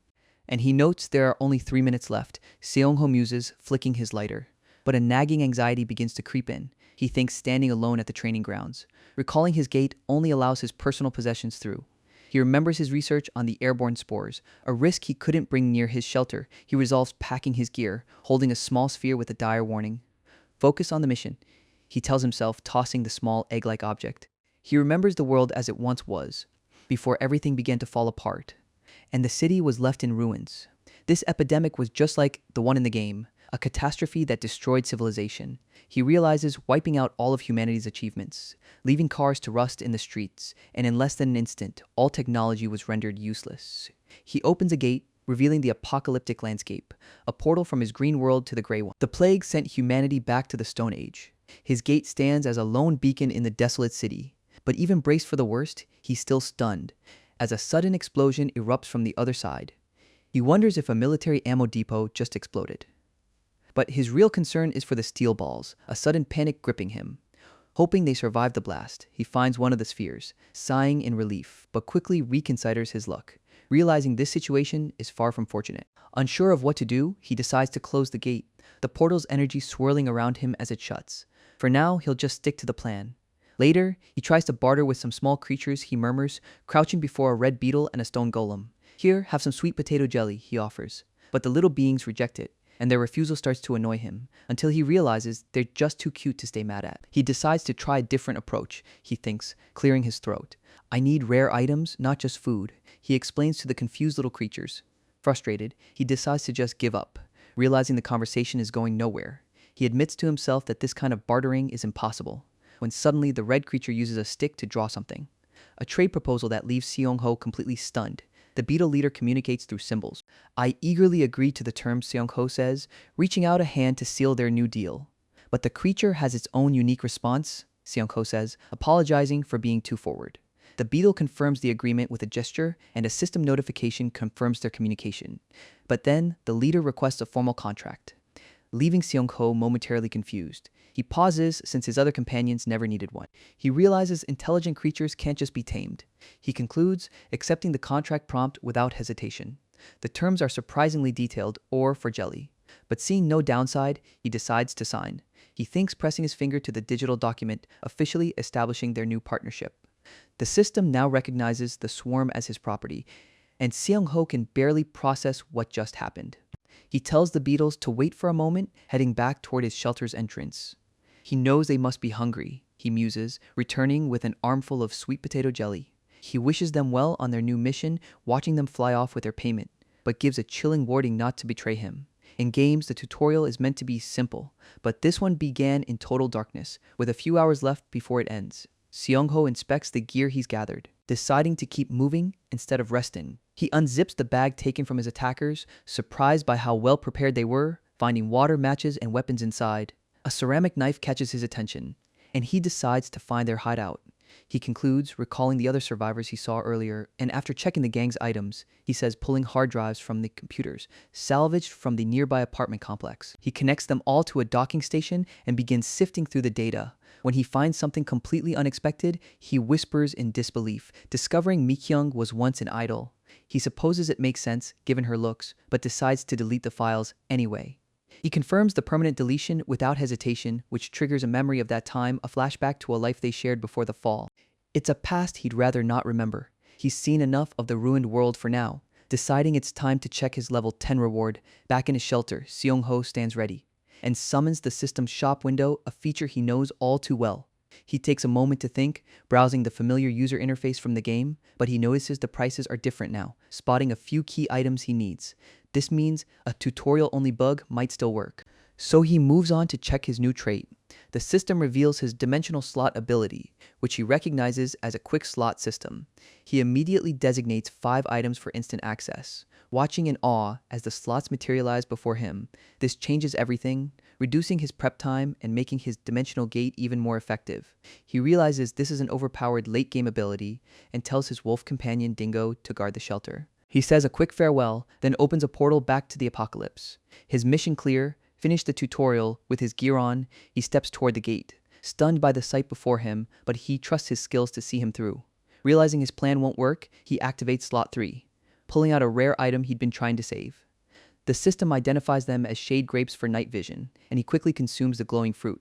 His eyes flare with green light as his senses sharpen, allowing him to see perfectly in the darkness. The ruined city and its undead inhabitants become crystal clear. But he knows this tutorial is different from the game. A moving wall of zombies usually signals the start, and he recalls the conditions that trigger it. He watches the shambling creatures from a safe distance. Knowing the horde is summoned if a player is spotted, he moves like a ghost through the streets, completely unseen. Because the horde also forms when a player acquires an item, Seong-ho slips inside a derelict building, preparing his next move. Ready to exploit the item acquisition method, finding a spot he believes is far enough away. The trick is to stare at an empty space for a set time, focusing his attention on a patch of floor. He's counting on a specific bug unique to the tutorial, and soon, a glowing club begins to materialize. The exploit requires him to grab it before it fully spawns, and he snatches the weapon at the perfect moment. The bug works just as he remembered. Copying the powerful ebony club from the system shop, Seong-ho stands ready with his spiked mace, recalling the patch that nerfed the tutorial zombies.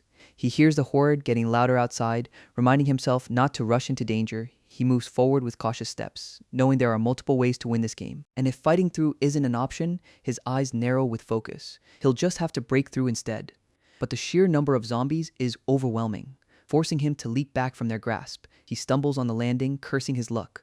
Realizing he can't just brute force his way through, he accepts the change of plans, a new strategy forming in his mind. This was always his true tutorial strategy anyway, and he prepares to put it into motion. He ran without a single moment of rest, sprinting through the desolate city streets. His goal wasn't just to find the boss monster, but to reach a specific location first. Every tutorial has a hidden checkpoint, a designated spot on the map, and only by reaching it will the boss respawn. But there's a catch. Seong-ho frantically searches for his destination, as a system alert warns his stealth is fading. But he finally spots the ruined building he needs. He sprints toward the entrance, making it inside just as his stealth wears off. His plan is to get to the roof, taking off his helmet as he prepares for the next phase. He'll scout the enhanced zombie before making a move, but stops short when he realizes he's not alone. A familiar voice asks what he's doing there, and Mi-kyung explains she didn't ignore his instructions, insisting that another survivor made them stay together. A flashback shows the two men in a heated argument right before a horde of zombies suddenly appeared. Seong-ho curses the other man's incompetence. then turns to Mikyung with a serious warning. He reveals the tutorial boss is about to be summoned, and she panics, thinking he summoned it himself, but he denies it. She explains she was just dragged into the mess, that someone else put them in this dangerous spot. Her expression falls as she accepts the situation, so Seong-ho continues explaining his plan. Once the boss is defeated, the zombie wall will collapse, and as she asks when it will appear, he tells her it's soon. In fact, it's arriving right about now. He explains how some zombies evolve, pointing out the grotesque antennae on the enhanced one below. He asks Mikyung if she's noticed any changes, and she wonders about his sudden question. Seong-ho reveals these creatures conceal abilities, prompting her to check her status window in a panic. A red glow envelops her hand, and a system alert confirms the worst. Her trait has been completely sealed. Seong-ho watches the effect take hold, understanding the danger. He then asks Mikyung a critical question about trust, and she reaffirms her faith in him without hesitation. He asks if she still has the supplies he sent, and she confirms the flare is in her bag. Handing her a helmet, he gives her a mission: be the decoy. Down below, Seong-ho curses his situation, regretting his flashy entrance now that he's facing the horde alone. The trait seal is active on him too, a terrible disadvantage. But he remains calm, analyzing the problem, recalling how the original game had no traits to seal. There were, however, monsters that sealed other skills. He admits his carelessness, wishing he'd slotted his bow. When he realizes something still works, wondering if his higher level is resisting the seal, Seong-ho realizes his extra trait is still active. Chalking it up to a stroke of good luck, he checks his other available item slots. Knowing a low-level boss means poor rewards, a bad trade for the effort required. But he remembers he's not alone in this fight as Mikyung begins her part of the plan. A sudden shout from above catches his attention. It's Mikyung waving the flare to draw the horde. She sprints across the rooftop, a beacon of red light. Proving to be an excellent decoy, Seong-ho knows it's his turn to act, and he draws his bow with deadly focus. A system alert confirms a strength increase, making the fight worthwhile. He silently thanks the enhanced zombie for the boost, promising to repay it with a one-shot kill. He unleashes a glowing arrow from his bow, the shot streaking through the darkness, and it pierces the creature's chest. But the darkness causes him to miss a vital spot, so he prepares to end it up close. He thinks, lunging forward with his spiked club, and as the monster falls, the trait seal is lifted. With the enhanced zombie defeated, he checks his rewards, but finds no new skills or dropped items nearby. He wonders what he's found, discovering a bracelet that boosts insight. But Mikyung's voice interrupts his confusion over finding two. She returns, explaining the seal wore off, and a system alert grants him 17 points. He realizes this is a new point system from the patch, and decides what to do with the extra reward offering, one of the bracelets, to Mikyung. She feels she doesn't deserve it, but he insists, telling her she was the key to their victory. He fastens the bracelet onto her wrist, a small smile on his face. With the tutorial cleared, he suggests their next destination. They arrive at a large building under the dark sky, and Mikyung notices it's leaning precariously. Seong-ho advises they should keep moving, standing close as they assess the structure. He warns of potential collapse due to shoddy construction, planning to gather everyone together as he prepares to explain the killer system. A familiar voice calls out. A relieved survivor greets him with a firm handshake. The man ushers them inside, revealing Yoo-hyun is also safe. Mikyung reacts with shock and excitement, while the man looks on in disbelief. Inside, he asks Seong-ho to confirm the incredible story that he defeated a trait-sealing boss. Seong-ho casually addresses the group's shock, explaining Mikyung's decoy role was key, allowing him to face the boss monster alone. Yoo-hyun praises his incredible bravery, but Seong-ho changes the subject to tutorial rewards. The director says he only got the starter club, and Yoo-hyun confirms he got nothing either. The director adds that zombies were everywhere from the beginning, a detail that stuns Seong-ho completely.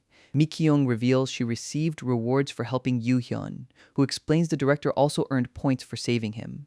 Seong-ho realizes the rules have changed, and Mikyung understands non-combatants can now earn points. The conversation then shifts back to Seong-ho, as the director grabs his shoulder with sudden intensity. He demands to know Seong-ho's trait, reminding him everyone was given one at the start. Seong-ho reels from the implication. Knowing his game knowledge is no longer absolute, he glances at Mikyung, wondering what she's thinking. As the director decides to share his own ability first, he reveals a physical enhancement trait, boosting his power, while Yoo-hyun shows off his doll-making skill. Mikyung confirms her trait is Blink, putting the pressure on Seong-ho, who is now torn about revealing his own secret. Seong-ho makes a quick decision. Deciding to stick with his original plan, he clarifies his ability isn't fully sealed, he can just see a monster's attack path in advance. But another survivor suddenly cuts in, asking if Seong-ho really soloed the tutorial boss. Mi-kyung's expression grows tense. As the man assumes he's been hunting zombies non-stop, the young questioner holds a small origami frog, theorizing about Seong-ho's high level affecting monster spawns, until the burly man grabs him in a chokehold, silencing him. He looks to Mi-kyung for backup, and she nervously plays along, claiming she's only level 2. Seong-ho realizes they're covering for him, noting they even knocked the kid out to stop his questions. The burly man crouches over the unconscious survivor, and Seong-ho decides it's time for him to leave. He turns to walk away from the tense situation. But the burly man calls out to him, making Seong-ho pause at the doorway. He's offered a bag of supplies filled with snacks and a child's telescope. Seong-ho questions if he can really take them, but the man insists it's a thank you for his help. He then looks away, embarrassed by his earlier words. The director admits his outburst was from a fear of muscle loss, an obsession that even caused problems in his marriage, and he finally gets to his point, placing a reassuring hand on Seong-ho's shoulder. He tells him everyone has secrets, acknowledging that Seong-ho and Mi-kyung must have sensed he was hiding something too. As the director, Hyung-jun, finishes, Seong-ho grabs his arm, offering some words of encouragement about their future strength. Urging him to survive until they can stand together, Mi-kyung watches the moment unfold. And then the scene shifts, leaving someone utterly impressed. Seong-ho is left blushing and flustered, suddenly finding himself shoveling snow in another world, and he yells in frustration at the impossible weather. But he quickly sees a potential upside, a small smile returning to his face. The snow will act as a natural defense against goblins, though the frozen ground prevents him from digging a moat. He decides to focus on planning for what's ahead, but his plans were based on the game world, and in reality, things are far more unpredictable. As the director realizes a patch must have changed everything, Seong-ho is left wondering what his next move should be. He reflects that, honestly, nothing has really changed. His goals remain the same: stock up on supplies, acquire better skills and items, and gather the right gear for the mission. The fundamental goal is simply to survive. He lays out his short-term plan for the forest, which involves finishing the moat and taking down the owlbear. He'll also farm for fireworks and watch the hillside villa gang. But then there are the long-term plans, and a montage of future threats overwhelms him. He decides to stop overthinking it all, focusing on when the zombies become inactive at midnight, and prepares to head out on his mission. His destination is Gwangali to farm fireworks, a single, focused goal for the night. Meanwhile, another group of survivors is having trouble as one member fumbles with a jerry can, earning a sharp rebuke. Their leader grabs him aggressively, ready to strike, but a woman intervenes, trying to calm him down. The leader, however, is fixated on a new target, Kang Seong-ho. He declares they must eliminate him as soon as possible. But their conversation is being overheard. It's Seong-ho, wondering if they plan to attack his home. He spots the woman holding a prepared Molotov cocktail and knows he can't let this slide. Seong-ho peeks from behind a wall, observing as a voice declares it's time to finish things. A man in a blue cap, surprised to find guests. He confronts Seong-ho, who claims he's out to farm fireworks.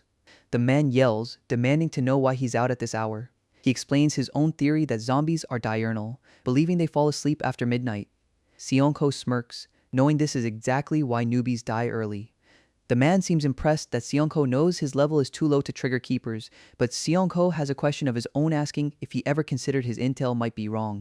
The man is stunned as Seong-ho announces a change of plans, shouting an order to his group, and they raise their spiked clubs to attack, but a sudden sound cuts through the tension. A horrifying gatekeeper materializes before them.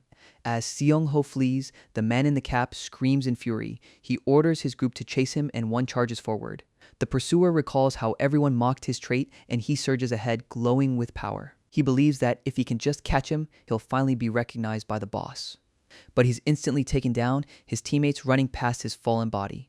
A massive explosion engulfs the leader of the group, the sound of the blast ripping through the night. A fiery explosion erupts from above, as Kim Cheol-jung defiantly takes a fatal blow, his life ending in a violent splash. The killer watches coolly, remembering another recent kill, a monster that gave him a free hit. He readies his weapon, deciding to finish the hunt himself. His first shot hits the creature's chest, but it only staggers, refusing to go down, so he unloads multiple rounds until it finally falls. He lets out a quiet sigh after the kill, admitting it still doesn't feel good. Now standing over Kim Cheol-jung's body, he tells the dead man not to hold a grudge. He then takes the bag of supplies for himself, walking away with a cold smirk, calling it trash killing trash. Meanwhile, Seong-ho's own morning hunt goes smoothly. He and his companion Dingo arrive at Kim Cheol-jung's hideout, discovering a stash of valuable auction house items inside.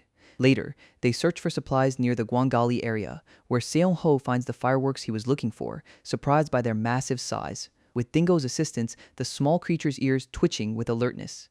They navigate the streets, avoiding dangerous monsters. He could handle the sleeping zombies, taking them out one by one, leaving a trail of carnage in his wake. The hunt levels him up, a welcome reward, but a new problem looms on the horizon. By 7 a.m., his farming is complete. He returns to his base, the night's work piled outside, and while the haul was successful, he admits moving supplies is exhausting. He lays out his newly acquired goods, wishing the other world wasn't frozen in winter. But then he reconsiders, realizing the cold is perfect for storing the volatile fireworks. A sudden sound startles him, making him turn abruptly from his work. Outside, a torrential downpour has begun. A typhoon that rages for 2 straight days, he decides to use the time to dig his moat, operating a small excavator to build his defenses. Venturing into the frozen otherworld felt too dangerous. So after another day passed, the ground in the real world finally softened, and he at last completed the moat. Looking over his work, he swears he'll never do it again, thankful that the thaw made it possible. The last of the ice shatters around the barbed wire, finally melting away the frozen defenses. With the brutal cold gone, the weather feels livable again. Seong-ho smiles, ready for the next step in his plan. His thoughts drift to a new topic. A random but crucial realization, he looks down at his companion, Dingo. Remembering just how overpowered firearms are in this world, he holds the rifle he acquired, a true game changer. The reason for their power is simple, as Dingo keeps a watchful eye on their surroundings. Guns only became available late in the game after a specific event, and they could only be obtained through farming still. He feels a sense of relief settling in. He gives Dingo all the credit for finding this perfect spot. His watch has boosted his insight stat to 14. And with his terrain sense now at level 2, even the massive owlbear can't detect his presence. He checks his ammo count, only 15 bullets remain.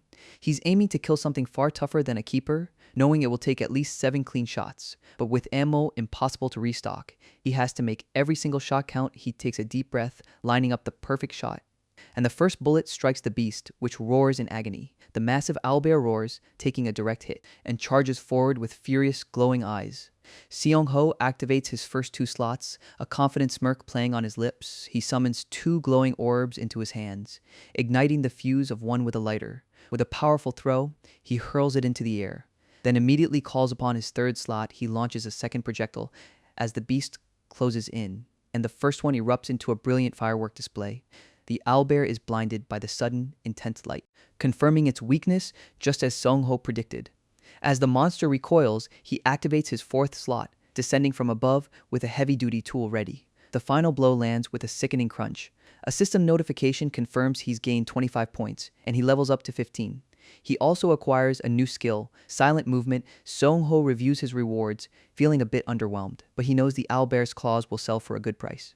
He activates his 5th and final slot, pulling out a chainsaw to harvest what he can. Later, he takes a satisfying bite of cooked meat, enjoying a meal with Dingo by the campfire, but Dingo barks for more despite already eating 5 skewers.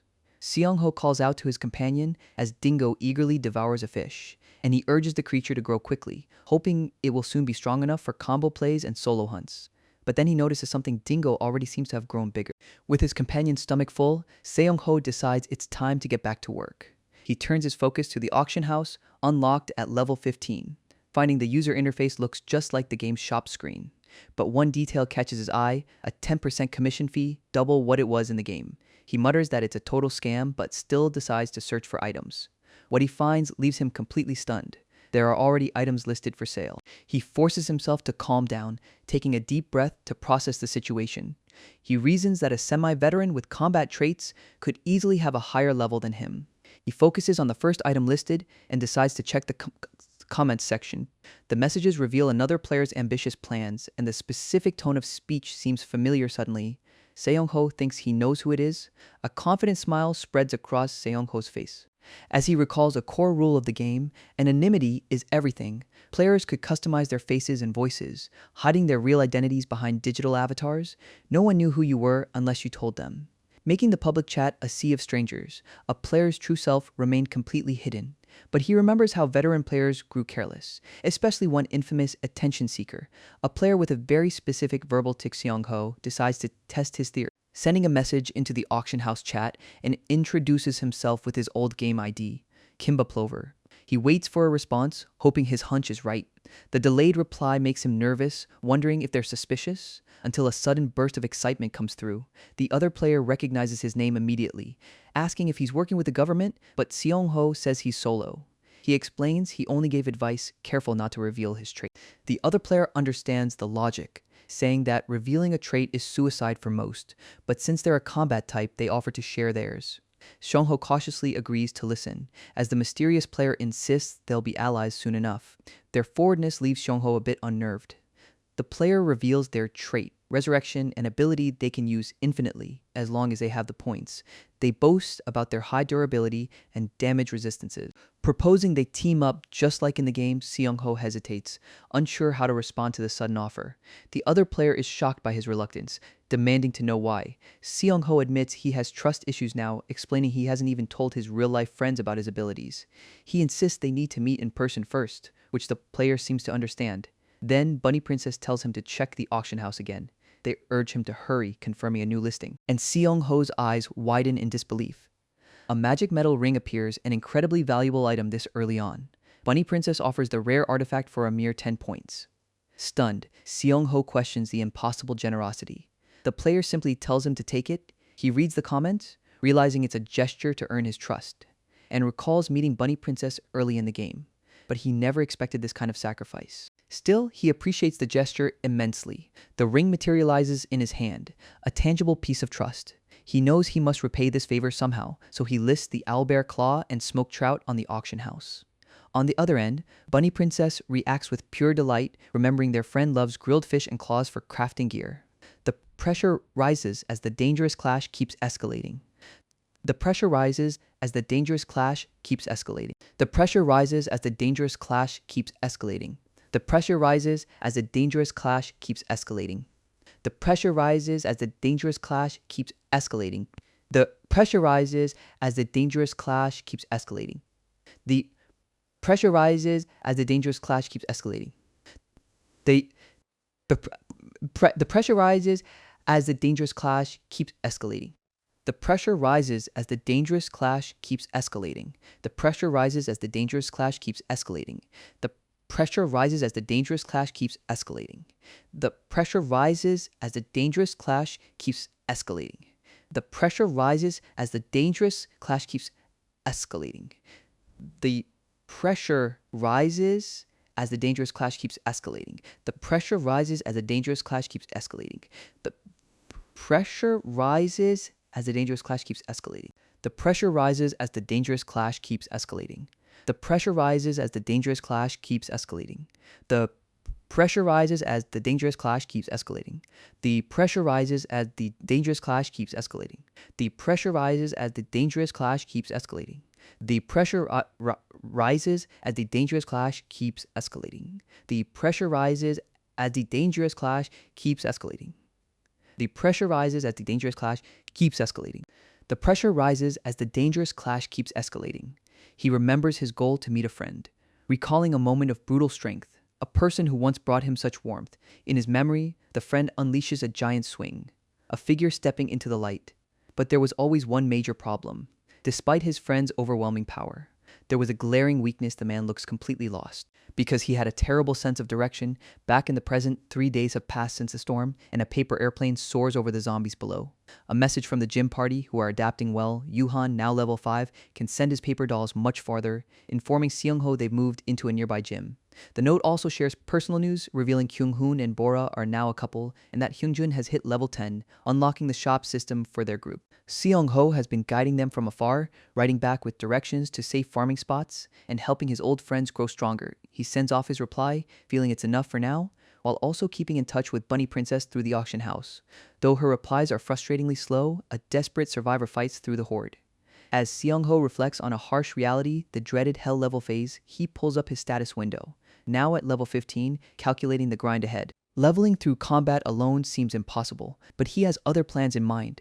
With so much to manage, he can't just focus on fighting. A question hangs in the air about a glowing knife, as Seong-ho stares at the tiny beetles who apparently made it. He questions how beetles could craft anything, which seems to offend the little red one. The beetle puffs out its chest, demanding a chance to prove its skill.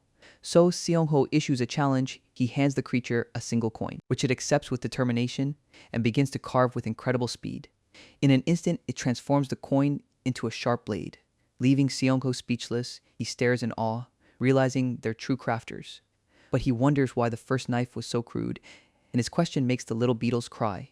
He quickly backtracks, offering to listen as their contract master, and the beetles fly to a map to explain. Showing him exactly what happened, Seong-ho learns the beetles can't forge because goblins keep attacking them. So he immediately asks for the goblin's location. A determined look crosses his face. The small red beetle on his shoulder as the creature points out the goblin nest on a map. Seong-ho promises to handle the problem soon, reassuring the surprised beetle with a confident smile. But he tells them they'll have to do their part in return, and the little creature eagerly agrees, sparkling with joy. They strike a deal, materials for protection, and he'll even handle the cleanup. Then he adds another condition, asking if they can take on a crafting job for him, promising a reward. The beetles happily accept, and a new partnership is formed. He's discovered these creatures are actually blacksmiths, a huge advantage. As usual, he heads out farming with Dingo, a portal shimmering behind them. The streets are now filled with stronger, more dangerous zombies, but he swings his spiked club with practiced ease, a blur of motion and crackling energy. The weapon connects with brutal force, though his trusty club is starting to show its age. He's quickly swarmed by the undead, one grabbing him from behind, but he spins out of the hold, his weapon glowing with power. Another zombie lunges forward, its eyes burning with rage. Yet Seong-ho remains calm, his gaze fixed and ready. This relentless combat has become second nature, as he drives his club through another enemy without hesitation. Seong-ho narrates his journey toward the Eden Villa, his first reaction one of pure awe, leaving him completely stunned by the sight. As he and Dingo gaze upon the fancy complex, he admits he'd never visit a place like this if not for the apocalypse. Walking past the dead, he wonders if Soo-yeon is still alive. He recalls a crucial fact: contact with an awakened grants immunity, and since they shook hands, she can't have turned. His real worry is the villa's dangerous location, noting its proximity to a golf course bunker and a government shelter site. It's a perfect place for survivors to gather. As he sighs, pulling himself up the elevator shaft, the climb would exhaust a normal person, but the rope gives him a clue, a sudden realization dawning on his face. He concludes Soo-yeon must have set it up herself and knocks on the door to her room. An annoyed voice shouts from inside, complaining that he's early for their meeting. Eyes peer through the slot, warning him of a killer nearby, but then she stops in confusion, recognizing his face and calling out his name. Seong-ho smiles, happy to see Soo-yeon again. He explains he's here to repay his medical debt. She points out that he isn't exactly normal either, and Soo-yeon lets out a knowing chuckle. Leaving Seong-ho confused about her mention of a killer, she welcomes him inside, warning him it's a long story. As they sit down, she begins to unload everything that's happened, speaking with a rapid, frustrated energy. The story has a grim summary, and Seong-ho listens with intense focus. 3 different parties had been coexisting near the time shelter, until a larger group, Party C, emerged with a sinister aura. Their leader proposed opening the shelter and sharing all the supplies, when the other 2 groups refused the offer. The situation immediately turned bloody. A murderer suddenly appeared in their midst. Seong-ho internally analyzes the situation, suspecting the leader, Kwon Kyung-jun, and deducing his mind control trait must have a major limitation. He keeps these thoughts to himself, needing to proceed quietly, asking only if the killer appeared after the offer was rejected. Soo-yeon confirms both her team and another lost members, while Party C was unharmed. He wonders why they tried to open the shelter early, but concludes there's too little intel to be sure. He asks about her trait, which she confirms is a weak healing ability, explaining how support types struggle to level up without combat. This sparks a realization for Seong-ho. He deduces Kwon isn't a combat type, but a manipulator controlling others from the shadows. He theorizes Kwon needs wide area weapons to level up, then asks Soo-yeon for her thoughts on his deduction, and she realizes it all fits perfectly. Seong-ho confirms her conclusion with a single word. Dingo rests quietly as the 2 strategize, and Soo-yeon excitedly agrees with his assessment. She then asks about his plans with his own team, wondering if he's heading out to farm again, but Soo-yeon has her own problems to deal with, admitting her group is full of idiots. This explains why she was so hostile when he arrived, complaining about the lust-driven men on her team. Seong-ho looks a bit uncomfortable with the topic, but she insists they aren't bad people deep down. Changing the subject, she asks about his next move, and Seong-ho reveals his plan to scout the time shelter. Soo-yeon warns him about Party C's presence, but he's not worried. Confident the zombie waves will keep them scattered nearby, Dingo dozes off, oblivious to the danger. Before leaving, Seong-ho offers her a gift, presenting a large, glowing, luminescent stone. She accepts it, realizing he's unlocked the shop. A fact he quickly confirms. He tells her not to worry, a confident smile on his face, promising to repay his debt with interest when he returns. Elsewhere, Kwon Kyung-jun asks about the progress of his purification.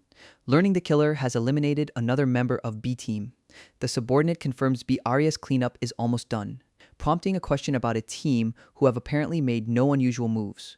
Kwon gives a chilling order to kill one of them anyway, calling it the most effective way to apply pressure. He demands to know where they are now, but his man admits they couldn't track the whole group. They did, however, spot the female member heading toward Eden Plaza, and that's all the information he needs. His eyes glow as he sends the killer after her. Then he asks about another target, that guy whose identity is still unconfirmed. The subordinate bows deeply, apologizing for his failure. Kwon's frustration boils over, his hand clenching with silent fury. He flashes back to an attack, knowing his target is in Busan, but not where.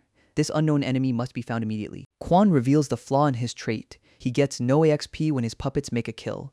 He knows this weakness must be fixed, thinking of the unknown who used paralysis poison before the apocalypse, fearing this person could one day be his downfall. At that moment, his men report their success in capturing a zombie, and Kwon accepts a lit Molotov cocktail with a smile. Kwon Kyung-jun's party has captured a group of zombies, preparing for a fiery execution. An inferno erupts, consuming the undead horde. He gains points and levels up, now just 6 away from his goal. Kwon addresses his followers with a new command, standing over them with an imposing presence. He lays out their 3 new tasks, his eyes glowing as he activates his mind control, emphasizing his absolute authority first. They must find the time shelter's lock. And second, they need to keep capturing more zombies. He demands their complete obedience, and his subordinate immediately agrees. But someone is watching from the shadows. Seong-ho observes Kwon's ambition with a knowing smile. He tells himself not to be impatient, a cunning plan already forming in his mind. He knows Soo-yeon's presence will protect Kwon for now, confident the manipulator will walk right into his trap. Elsewhere, one of Soo-yeon's teammates calls out to her, kneeling with a rose to confess his feelings. She's completely baffled by his timing, reminding him they just lost a friend to the killer. He dismisses her concern, claiming the killer is far away, begging her to trust him just this once. A voice expresses pure frustration as Soo-yeon runs a hand through her hair, completely fed up. She turns her back on a man trying to stop her, who pleads for just one last chance. Suddenly, a red light pulses from his chest, and he clutches it in confusion. Soo-yeon whirls around, demanding to know what's wrong now, blaming him for his faulty information. She looks around nervously, realizing they're in trouble. Deciding they need to move, she forms a plan, suggesting they scatter to avoid a killer with tracking skills. But her companion stops her, offering to try and find their hunter, activating a purple sigil that glows above his eye. His vision locks onto a distant, ominous man, and he realizes, with dawning horror, the killer is already here. A man in a suit approaches, his eyes glowing red, a knife in his hand. Soo-yeon laments her bad luck, while her companion can only apologize. But she tells him they've at least confirmed one thing, her eyes narrowing with a sudden realization. The killer is dressed exactly like a member of Party C, a detail that proves their guilt. The assassin unleashes a skill, a red beam shooting from his hand, and a massive grid-like dome envelops the entire area. Trapped, Soo-yeon urges her companion to run and hide, but they both doubt they can outrun someone so fast. The killer taunts them, saying they can't run from a death match, and her companion wonders if hiding will even work. But Soo-yeon tells him to prepare a special flashlight, urging him to hold on as the assassin charges forward. She dodges the knife at the last second, shoving the device directly into the killer's face. A blinding light erupts from the flashlight, and the man screams in agony, clutching his eyes. Soo-yeon is stunned that her plan actually worked, remembering the manual's instructions to attack now. But the killer recovers, blasting her backwards with a red wave. She crashes hard against the pavement, letting out a pained gasp, and coughs up blood, realizing her foolish mistake. She got too close while celebrating her small victory. Helpless, she calls out for her companion to save her, reaching a trembling hand toward him. But he turns his back and flees in terror. Her only thought is relief she rejected his confession, watching him run as she accepts her fate. The killer looms over her, ready to end it all, when a calm voice asks why her eyes are closed. Her eyes snap open in disbelief. It's Seong-ho. He appears in a flash, blocking the killer's arm, then unleashes a powerful kick that sends the assassin flying. A heavy thud echoes as Soo-yeon collapses to the ground, looking up in shock as a hand reaches for her. It's Seong-ho telling her it's not her time to die. He confirms her suspicions about the killer, revealing Kwon brainwashed his subordinate with a psychic trait. Seong-ho then asks about her injuries, and she shows the green light healing her stomach. But he deflects her gratitude, pointing out her teammate's sacrifice made it possible. She mourns the loss of her companion, but agrees they can't afford to dwell on it. Seong-ho admits the killer's regeneration makes him impossible to defeat directly, leaving Soo-yeon to wonder if they're truly trapped. He explains the deathmatch is designed to force a confrontation, and even if they survive, a horde of zombies blocks any escape. But he reveals there's a flaw in the system, pulling her up as he asks why he led her here. The answer is a sky bridge connecting the buildings. Seong-ho clenches his fist, laying out the plan. Waiting for the moment the killer's excitement peaks down below, the assassin follows their trail. His bloodlust growing with every step, a manic grin spreading across his face as his eyes glow red. Seong-ho explains the death field will shrink, creating a temporary opening, holding up one finger to show they have only one chance to escape. The pressure rises as the dangerous clash keeps escalating. The pressure rises as the dangerous clash keeps escalating. The pressure rises as the dangerous clash keeps escalating. The pressure rises as the dangerous clash keeps escalating. The pressure rises as the dangerous clash keeps escalating. The pressure rises as the dangerous clash keeps escalating. The pressure rises as the dangerous clash. The pressure rises as the dangerous clash keeps escalating. The pressure rises as the dangerous clash keeps escalating. The pressure rises as the dangerous clash keeps escalating. The pressure rises as the dangerous clash keeps escalating. The pressure rises as the dangerous clash keeps escalating. The pressure rises as the dangerous clash keeps escalating. The pressure rises as the dangerous clash keeps escalating. The pressure rises as the dangerous clash keeps escalating. The pressure rises as the dangerous clash keeps escalating. The pressure rises as the dangerous clash keeps escalating. The pressure rises as the dangerous clash keeps escalating. The pressure rises as the dangerous clash keeps escalating. The pressure rises as the dangerous clash keeps escalating. The pressure rises as the dangerous clash keeps escalating. The pressure rises as the dangerous clash keeps escalating. The pressure rises as the dangerous clash keeps escalating. The pressure rises as the dangerous clash keeps escalating. Seong-ho gives the signal to get ready, but Soo-yeon questions his firework distraction. Worrying they've only made the enemy more alert, he turns to her, explaining that's exactly the point. His goal is to rattle Kwon Kyung-jun, asking her to be his lookout while he finds the killer. He spots his target with perfect timing, revealing the assassin is already on the move. The killer, Kim Do-yoon, scoffs at Kwon's unchanging arrogance. Remembering a past confrontation with the manipulator, Kwon turns, sensing a sudden presence, and panics, ordering Kim Do-yoon to back off. But the killer has no time for empty threats, activating a skill called Death Field with his bloody knife. He mocks Kwon for being too slow to understand, lunging forward to seal his former master's fate. But Kwon's bodyguards intercept the attack, helping their boss to his feet as he orders them back. Kwon watches, confused by this sudden betrayal. Realizing his mind control has been broken, Kim Do-yoon easily cuts through the two guards, trapping them all inside his inescapable dome. Kwon's eyes glow with a new plan. He'll kill his puppet and steal everything. He gives a final, desperate command to pin him down, and his loyal guards charge in without hesitation. Kim Do-yoon easily fends off the two bodyguards, mocking them as hollow-brained fools, and cuts them down with a single bloody slash. Their screams echoing through the dome, he stands over their bodies, wounded but defiant, as Kwon orders his archers to attack at once. Arrows fly through the air, but Kim Do-yoon deflects them with ease, calling the effort useless. Frustrated, Kwon calls for a bottle bomb, while more mind-controlled guards swarm Kim Do-yoon, pinning him down. He struggles against their grip, calling his former master a coward. But Kwon just scoffs at his defiance. He smirks, claiming victory was decided long ago, explaining the deathmatch rules trap Kim Do-yoon inside. Kwon gloats that relying on the killer's power was the ultimate mistake, and hurls the flaming bottle with a vicious swing. Kim Do-yoon simply asks, "Mistake," as the Molotov cocktail lands at his feet, instantly erupting into a massive fireball. He and the guards holding him are engulfed in flames, and Kwon twists the knife, taunting him about his dead family. But through the inferno, Kim Do-yoon just smiles. Asking if Kwon dares say that before finishing the job, Kwon mocks him for losing his mind near death, but his words are cut short as an arrow pierces his throat. Kim Do-yoon's blade pierces through one of the guards, cutting down the other in a flash of orange light. He speaks to an unseen person, surprised they appeared thanking them for finally setting him free. He collapses, content to die with his dignity restored.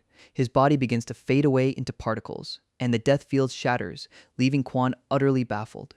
He realizes an unknown enemy broke his mind control and then stole the kill rewards right from under him. A horrifying thought begins to dawn on him, his eyes darting around in a panic, demanding the filthy rats show themselves. He stomps the ground in a fit of rage, screaming that he'll tear them apart next time. The scene shifts away from his fury. Elsewhere, Seong-ho and Soo-yeon walk through the ruins, and she calls out his name hesitantly, bowing deeply to thank him for saving her life. He casually dismisses her gratitude, waving his hands with a bashful smile. He insists they only escaped because she was a good lookout, and she recalls seeing zombies and C-Team approaching from a rooftop. As Seong-ho tells her to forget about C-Team, for now, the memory fades into the present moment.